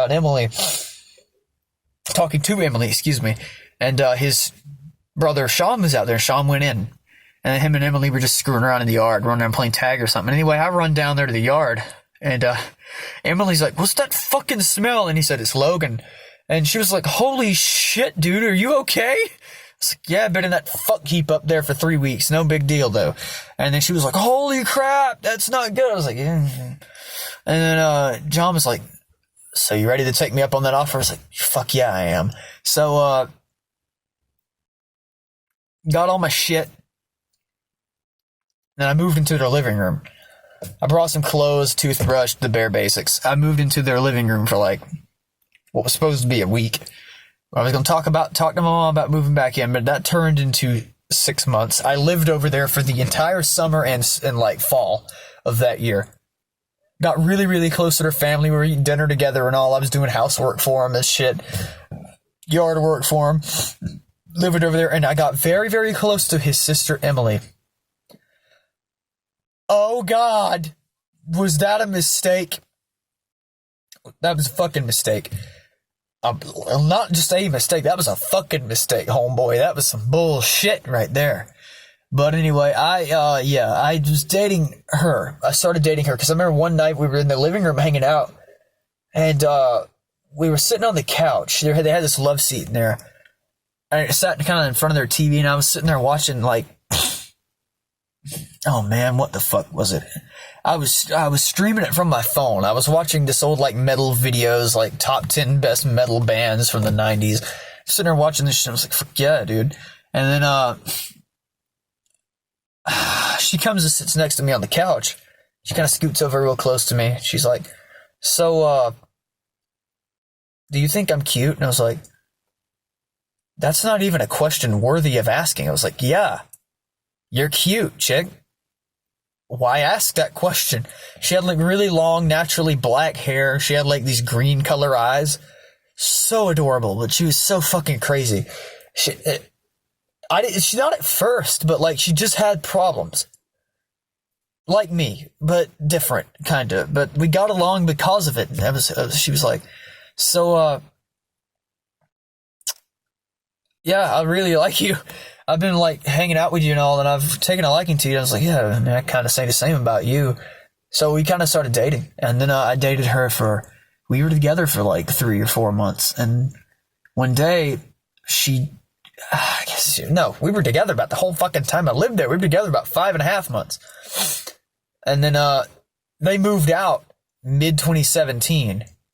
But we dated until like, oh shit. Now they moved out late, like December 2017, but we stayed together until like fucking, oh shit, like September. No, we stayed together until July. I was wrong. Yeah, July. And June we started having arguments and stuff. Not arguments, but we started kind of thinking about, maybe we don't need to see each other anymore, and then we split up in July. But, I remember the date, July 2nd, 2017, but, yeah, that hurt bad, because I really, really kind of fell for her, and she was really adorable. I love that chick, and, we could talk about shit. I could tell her all the emotional problems I had. She understood, and she had them too, and we talk about this stuff, and we could vent to each other. And it was like having a sister I never had, but I could also, we could enjoy each other, but I couldn't fuck her. She wanted me. That was the main problem. She wanted to have sex with me, and I couldn't do it. And I was like, why can't I do that? Every time I would like want to do it, she'd go to take her shirt off. I was like, stop. I can't. And she'd like put her shirt, but she's like, what's wrong? I was like, I don't know. There's something about it. And then I started thinking to myself, one day, and then one day thought just kind of occurred to me, and I wasn't really paying attention. What I was thinking about, thoughts are just kind of coming in and out like it always does. I was watching TV, and I was sitting in the living room watching Mythbusters, and I just said to myself, I was like, I really wish I had her breast. And I was like, wait, oh, and then it kind of all made sense, and I was like, wait a minute. I had been watching this chick, and Steph Signotti at that time. Stefan was her original name, if you know that, but I've been watching her for a while, since like 2014, 2015, but I was watching her, and she had this video talking about dysphoria and what it was like, and I was like, that's what I've got. It gotta be. But I denied it for like a couple months, and then I said, because I was thinking, that's gotta be what I've had since I was like 8 years old. It's gotta be. And then I denied it, and then, no, it can't be. It can't be right. And then I was at I was at John's house, excuse me, and then when that happened, I was like, it's right, isn't it? It's correct. I've got dysphoria. And that's when she dumped me, because she was like, well, if we can't, I mean, I understand you being trans and all, because I told her about it like a week later. I was like, well, there's something really important I've got to tell you. It's very urgent. And I told her I was trans. I told her I had dysphoria, and she's like, what is that? And I explained to her what dysphoria was. She knew what trans people were, but she didn't know about dysphoria. And I told her what dysphoria was. And she was like, oh, that must be really bad. And I was like, yeah, real bad. And then she was like, so what are we going to do? And I was like, well, I figure we can keep dating. She's like, yeah. And she said, but you're not going to be able to fuck me, are you? I was like, no. He's like, no, it's going to give me dysphoria attack, pretty much. If I go to try and fuck you, I'm going to look at your feminine body, and it's just going to... And so she was like, yeah, that's not good. So I never fucked her. And she ended up dumping me because of it. She was like, I can't stay. You're a great guy. I can't stay with you if you're not going to, So I was like, okay, yeah. So we split up. That was very, very hard on me. And after that, I had this... It's really bad.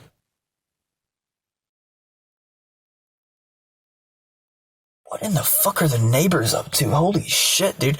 I hear like the neighbors in their house, or they're fucking getting down on it or something. But anyway, try to wrap this up so it ain't taking too much more of your time. And also, this fucking thing it's going to cut me off sooner or later, and I don't want it to do that. So try to halt it here at some point. But anyway, Yeah, I remember I was sleeping in my closet the day after she dumped me because it was really dark and cramped in there. And when I've got this weird thing. I'm super submissive in relationships, and I always love being held really, really tightly by my partner. It's something that soothes me. If I'm really stressed out and they just kind of hold me really tight, I feel a lot better. So I didn't have anyone at this time, and I was sleeping in that closet because it was like a cramped space, and it kind of made me feel more relaxed. You're looking like up at my face. Hello. You need to be up here. I'm going to readjust. Yeah, there we go. I was trying to do it like down here so you got some better lighting, but it's kind of weird. So put it back up here. But anyway, I slept in that closet for a little while, and damn, my outside of my ears itchy as fuck. But anyway, I spent time in that closet. I slept in there for like days. Actually, I would not come out. I stayed in the closet for about 3 days. Just wouldn't eat. My mom was, didn't give a fuck. But anyway, I was, except for I remember when I was in there, I kind of move around and her room was on the other side of the closet. I'd hit my knees against the wall. She's like, shut the fuck up in there, boy. Calm down. That's the only, she just cared about her being disturbed by my knees. And she wasn't worried about me being emotionally distressed. Fuck you, Logan. Nobody cares about you. So that was generally the gist of that. But, yeah, I went to, my grandparents' house for a couple days and, then left. But anyway, of course I left. But, I come back and John wants to come over. You know what? The other camera angle was better. John wanted to come over. So, fucking A, I can't figure out a good way. Okay, there we go. John wanted to come over. And so, I was like, yeah, you can come over. Because at this time I had left. I went back to my mom's because Emily was still living at their house. And it was kind of weird for me to be there and for her to be there too after what all happened. I was like, yeah, you can come over. And I would go over there and visit, hang out with John, but I go straight to John's room, go straight back out the door and leave. Not that their folks didn't want me there. I just didn't want to be around Emily and for that to be awkward for everybody. But, I'd go to John's room and me and him would hang out. And he said, so you're trans, right? And I was like, yeah. And he's like, that's kind of cool. And he thought it was neat. He was like, so what's dysphoria like? And he's asking me all about it. And I was like, I told him, and he's like, it's kind of neat. He said, it kind of makes you pretty interesting. He said, that's a pretty interesting thing. And I was like, really? And he's like, he said, well, it's not an attractive thing. He said, but I just think it's cool. He said, I've never really, and he kind of said something that I was like, ooh, really? He's like, I've never been into a trans person before. I was like, and he's like, what? And I was like, ha ha, you are bi or gay or whatever. And he's like, no, I'm straight. And I was like, bullshit. And he's like, no, yeah, I am. And I was like, bullshit. But I remember, my voice is so hoarse from earlier, I can kind of try, but that's when I started kind of talking like this. I can't really do it good, but I can kind of do it a little bit. Not really. My voice is so hoarse. See, that's why I just talk like this. I can't really go high on my voice is hoarse, and I've been singing all day, so my voice is fried. But he came over to my house after that. It was like a day after that, and he's like, can I come over to your house? Yeah. So he comes over and my mom lets him in. We didn't tell my mom about that, of course. But he comes in and we were hanging out in my room and I was playing Minecraft on my laptop and I had brought the couch from the shed inside. I sprayed it for cockroach spray. Didn't get rid of all the cockroaches. I kind of liked them being in it. So I brought them in. Cockroaches are my buddies, everybody else has always run out on me, but cockroaches never did. Like, wherever I was at in a rotten place, there were cockroaches. So, yeah, I kind of have always wanted a pet roach. The couch was the closest thing, 'cause it had a bunch of little wood roaches.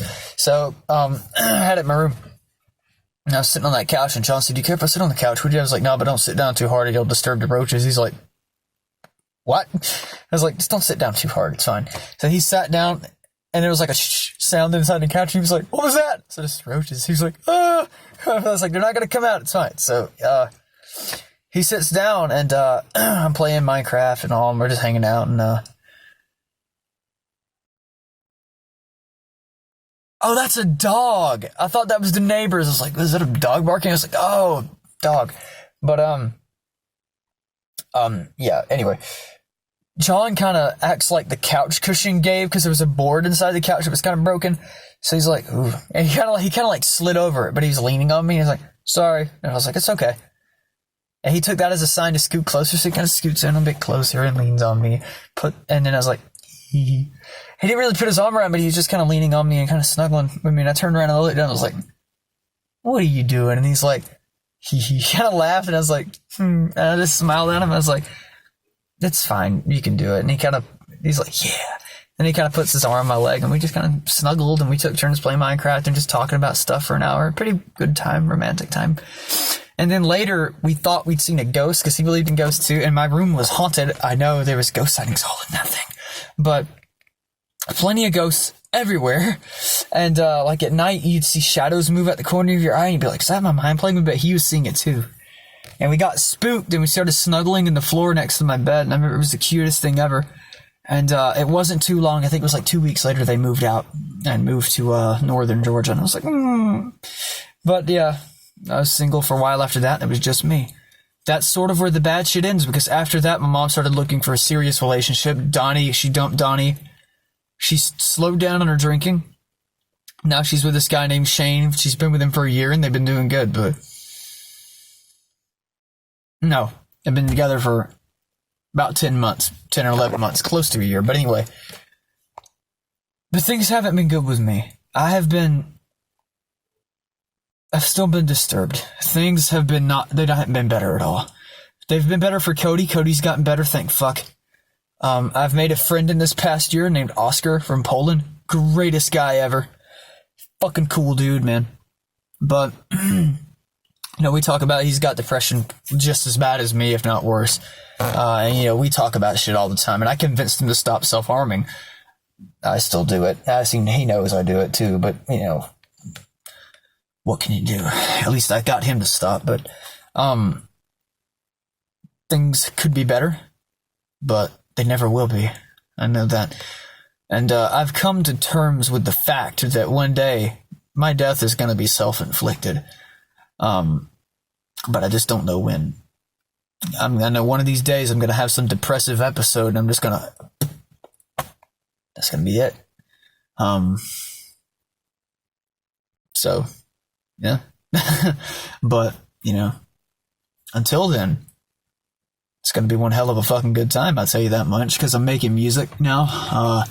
Something I wasn't doing a while ago. I've always wanted to have a band. I've always wanted to make music. It's the only thing that's ever made anything better for me. I could pour my fucking... all my rage, hatred, and just fucking depression into that music. And heavy metal, especially extreme metal, is one of the few things where disturbed shit is seen as cool. Like, the more gruesome the music, the more disturbing the lyrics, the cooler it is. Therefore, my black metal music is probably some of the most disturbing shit you'll ever listen to when I finally put it out there. You hear some of my early demos. No drums. Fuck me, there's no drums. But, I'll find a drummer one day. Or I'll use a drum machine or something. But I'd rather have a drummer. But, yeah, I know one day, and see, I forgot to tell you, it was 2018 that I started getting into Pelle Olin.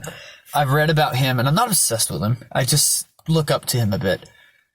Because, I really respect the guy because he's so talented, and I know of all the shit that he did. Like I mentioned earlier, the roadkill and all the shit that he did. And, kind of a creepy dude, but I really, really like the guy. I don't know. I find him to be very personable.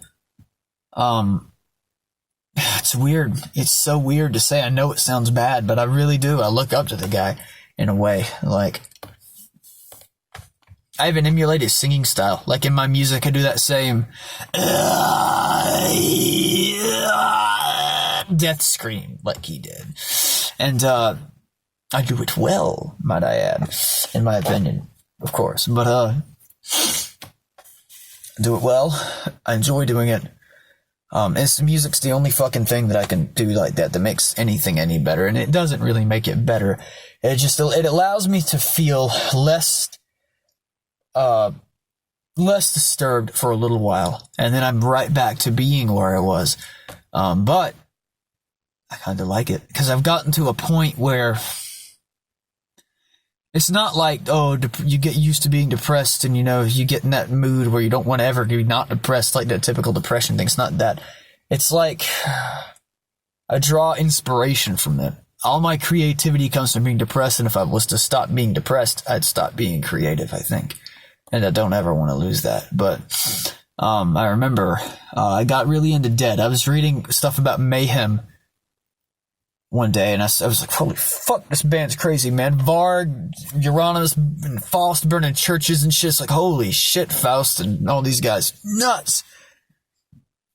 Who's dead? And I'm reading about this lead singer. I was reading about Pella. And I was like, holy shit, this guy, man. And I watched a documentary. It was When Until the Light Takes Us, and they were talking about Dead, and I was like, oh my god, this guy's like me. And I was reading about him, watching all this stuff, and I was like, this guy's interesting. And I read up some about his backstory. I dug deep, man. I wanted to learn about what his childhood was like. And I read he got beat up in 7th grade a lot, like every day, and he died one time from it. And I was like, that sounds like my fucking school days, except I got beaten up so bad that I'd go unconscious. I wouldn't die, but that happened all the time. Talked about how he was, as he got older, he got more and more disturbed and finally shot himself. And I was like, whoa, that sounds like the path I'm heading down in a way, if not for some things happening that have it's still probably going to happen one day, but have halted it to some degree.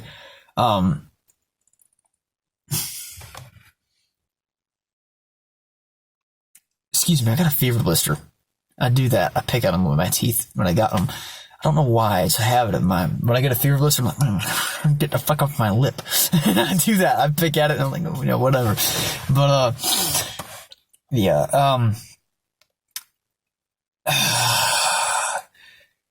I got really into him and reading his backstory and stuff, and I was like, this guy's cool. I like this guy and I like this band. Not because I don't like the shit they did, the church burnings, that I like this music. And it kind of touches my soul. This black metal does, in a way. This shit. Not this new shit, this new fucking Zather and Leviathan. Fuck these posers, man. The old school shit, Burzum and, Dark Throne, but more so just Mayhem and Burzum. And also, Satyricon. I really like Satyricon's early work. Also, some of the newer songs are pretty good too. Not as good as their old stuff, so obviously, but those 3 bands, I was like, these guys are fucking cool. Like, this shit. This is right my alley. And I like other bands. I mean, I like Jawbreaker, Sunny Day Real Estate, Violent Soho. Those are some of my favorite bands, just to list off there. My number 1 favorite is Mayhem. Number 2 is Burzum. Number 3, probably Violent Soho. 4, Nirvana. And 5, Bullets and Octane. And then down the list, Jawbreaker, Sunny Day Real Estate, stuff like that. But, I recommend those bands to you, but they're so good. Anything by Violent Soho is just, gorgeous. But anyway, anything. Hungry Ghost, We Don't Belong Here, that old demo, the Violent Soho self-titled record, the, oh my god, man, Pigs and TV, any of their fucking albums. Waco, the newest one, can't get enough of it, man. But, one of my favorite songs by them, it's Birth of the Teenage. Listen to that song. It's great. And then another one would be, Jesus Stole My Girlfriend, Ceremony Says, and, How to Taste. And then also Home Haircut, because it hits at home for me.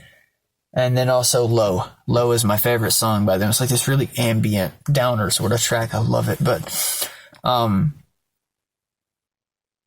such a great band, man. Such a great band. Oh, also Eightfold is really good. Evergreen too. Can't get enough of that song. They're so good, man. But then Mayhem. My favorite album by them is De Mysteriis Dom Satanas, and I looked up and watched the Live at Leipzig album a while back, and I was entranced by the corpse-like, this growly, dying man vocals I was hearing from Pella. It's like Freezing Moon opens up, he's like, when it is cold and when it is dark, the freezing moon will obsess you. And I'm like, holy fucking shit! He sounds like a corpse.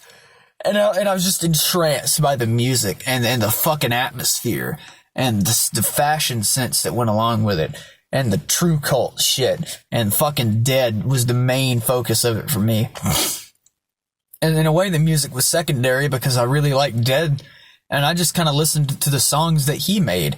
Life Eternal, Freezing Moon, Funeral Fog, all those songs that he wrote, Pagan Fears, you know. I listened to all those songs. Some of the songs he wrote, but that were recorded with Attila Cesar later. And I just kind of listened to those on a loop for a while. I was like, what's this Attila shit? And I started listening to some of their newer albums. I was like, not as good as De Mysteriis Dom Satana's Attila or Dead. Not as good, but it's okay. I prefer Satyricon newer stuff, you know, Fuel for Hatred and all those songs, you know. Mother North and To the Mountains are still two of my favorites by Satyricon, you know. Go ahead and judge me, whatever. Don't judge me. No, go ahead and judge me. But Bursum, that some Inget Var is a great song. Fucking great song. Dunkelheit, which I think is just Bursum. That's a German translation. Dunkelheit. Great fucking song. Philosophem. All that music, it just entranced me. And I started feeling a kinship with these black metal people. I read about the Black Circle, and I was like, man, I wish I had my own version, except without all the creepy shit that was going on there. Just some people to hang out with, you know, that were that got me. And, you know, that I got them. Some people to hang out with, similar interests, you know. We could make music together. Do some crazy cool shit, you know. Make a fourth wave of black metal. It was a dream that I had when I was like 18. I was like, fuck yeah, man. I still haven't gotten that band together, but Erebus is it. If anything's gonna fucking do it, it's Erebus. That's why I need band members. I need Erebus to be successful. If not majorly, just to have minor success. Just to have 100 fans would be great. I'd fucking love it. 50 fans? Awesome. Fucking awesome. Just to have some people that would listen to the music and get me and be like, this music's cool. And just to have some people that I know I can relate to, just to know I have some people that this music's having an impact on and it's bettering people's lives, or even if not bettering them, it's just giving them something, some kind of enjoyment for like 5 or 6 minutes of the song length. I'd be like, you know what? That's cool, man. I want to do that. I want to do something that's going to change somebody, or gonna, for better or worse, or that's gonna, it's going to have an impact. I just want to do something cool before I die.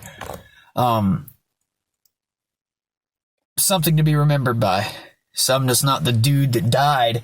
I'm the dude that made some kick-ass fucking music with some kick-ass fucking band members and went on to do some crazy shit and then died. Be remembered as like some kind of black metal person. I like that. That's cool. It's a dream of mine. But I got really into all that shit. Still am. Obviously, I would not be making songs for Erebus if I was not. But yeah, that's pretty well all there is to my story, except for, you know, just to give you a little update on where I'm at. These days, I'm very depressed still. Dead levels. I'm Pella levels at this point. I still do the watching vultures eat dead things shit. I still, to this day, and that's why, if you want to know the truth of why I was gone for so long off YouTube, I mean, you've waited this long to the video. If you have, I can't applaud you, so I'll smack, because one hand's holding the phone, so I'll, there, knock on the window. That's my version of an applause for you. It's the best I can do with holding, but no, fuck it. Congratulations! You made it 2 hours and 23 minutes. Congratulations, man. You deserve it. If you made it through this far, for those of you that didn't, you guys are cool too. At least you clicked on the damn thing. But, yeah, you know, I'm still fucked up. Real bad. It's still real bad. I mean, you saw my fucking arms, you know, it's no mystery to me that I'm still fucked. You can't see it on this arm that bad. I mean, well, it's so strange. But, there it is. But, this left arm's covered. There's not a spot of skin that is not scratched. You can't see some of them because most of them are kind of healing up. Like on top, you can just sort of see the real bad ones. But like, there is not a spot. I did that 2 days. I did that like 3 days ago. I've been cutting myself every day since. My legs are covered. It kind of hurts to move, but I like it. It's weird. My fucking everything hurts. My chest is sore. But music, at least I can say that all this led to one good thing. If I could say one good thing about everything that's happened, it's that I'm gonna make some brutal ass fucking music before I go, man.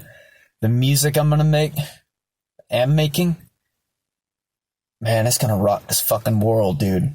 It's some great shit. Probably not gonna rock this world, but it's gonna rock a few people's worlds, including mine, because, I love making this music. I love this music, man. I love what I'm doing with this. I love this shit. It's so fun to do. Also, because the lyrics pulled from my own spiritual beliefs, which I'll talk about later in a video after this. I don't have enough time left to cover that, but, for you guys that watch the video, I hate to say you guys because it's such a generic thing to say. What can I call you dudes? I can't call you anything. I'll just call you dudes, whatever. I'm not gonna do that stupid trendy shit of coming up with a special name. Fuck that shit. But, thanks, dudes, for watching all the way through. I mean, if you have watched all the way through, I'm sure you're disturbed by what you've watched. And if you're not, thank you. Good. Because I'm not fucking crazy. I'm just really depressed. And I'm just really disturbed. I've got a lot of fucking problems up here. Shit's not right. But, yeah. For the most part, I'm normal. Like, I act fine. I've just, deep down, things ain't working right.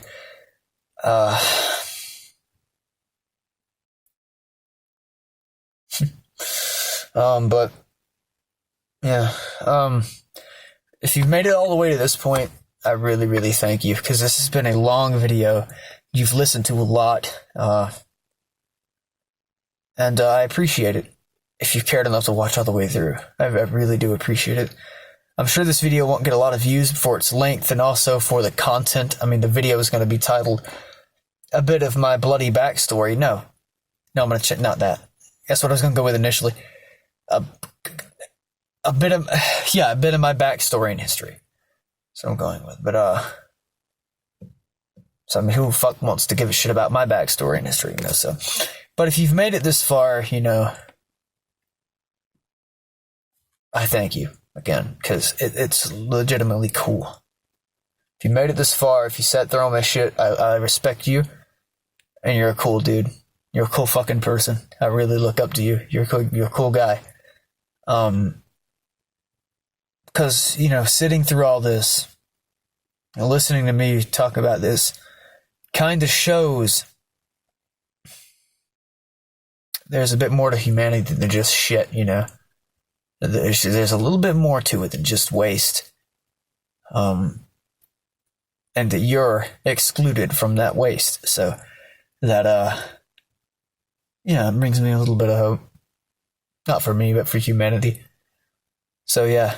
Thanks for sitting through all this, and I'm gonna sign off.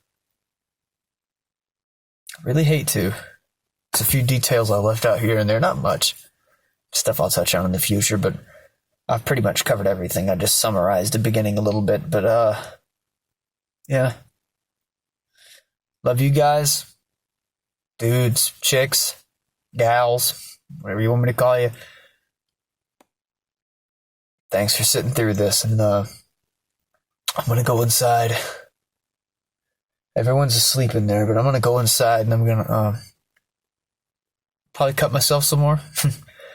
I'm probably gonna go sit on the back porch and play guitar. After that, I'm gonna listen to the Live at Leipzig album again. To listen to some of my Erebus demos too, so I can get an idea of what I'm working with here.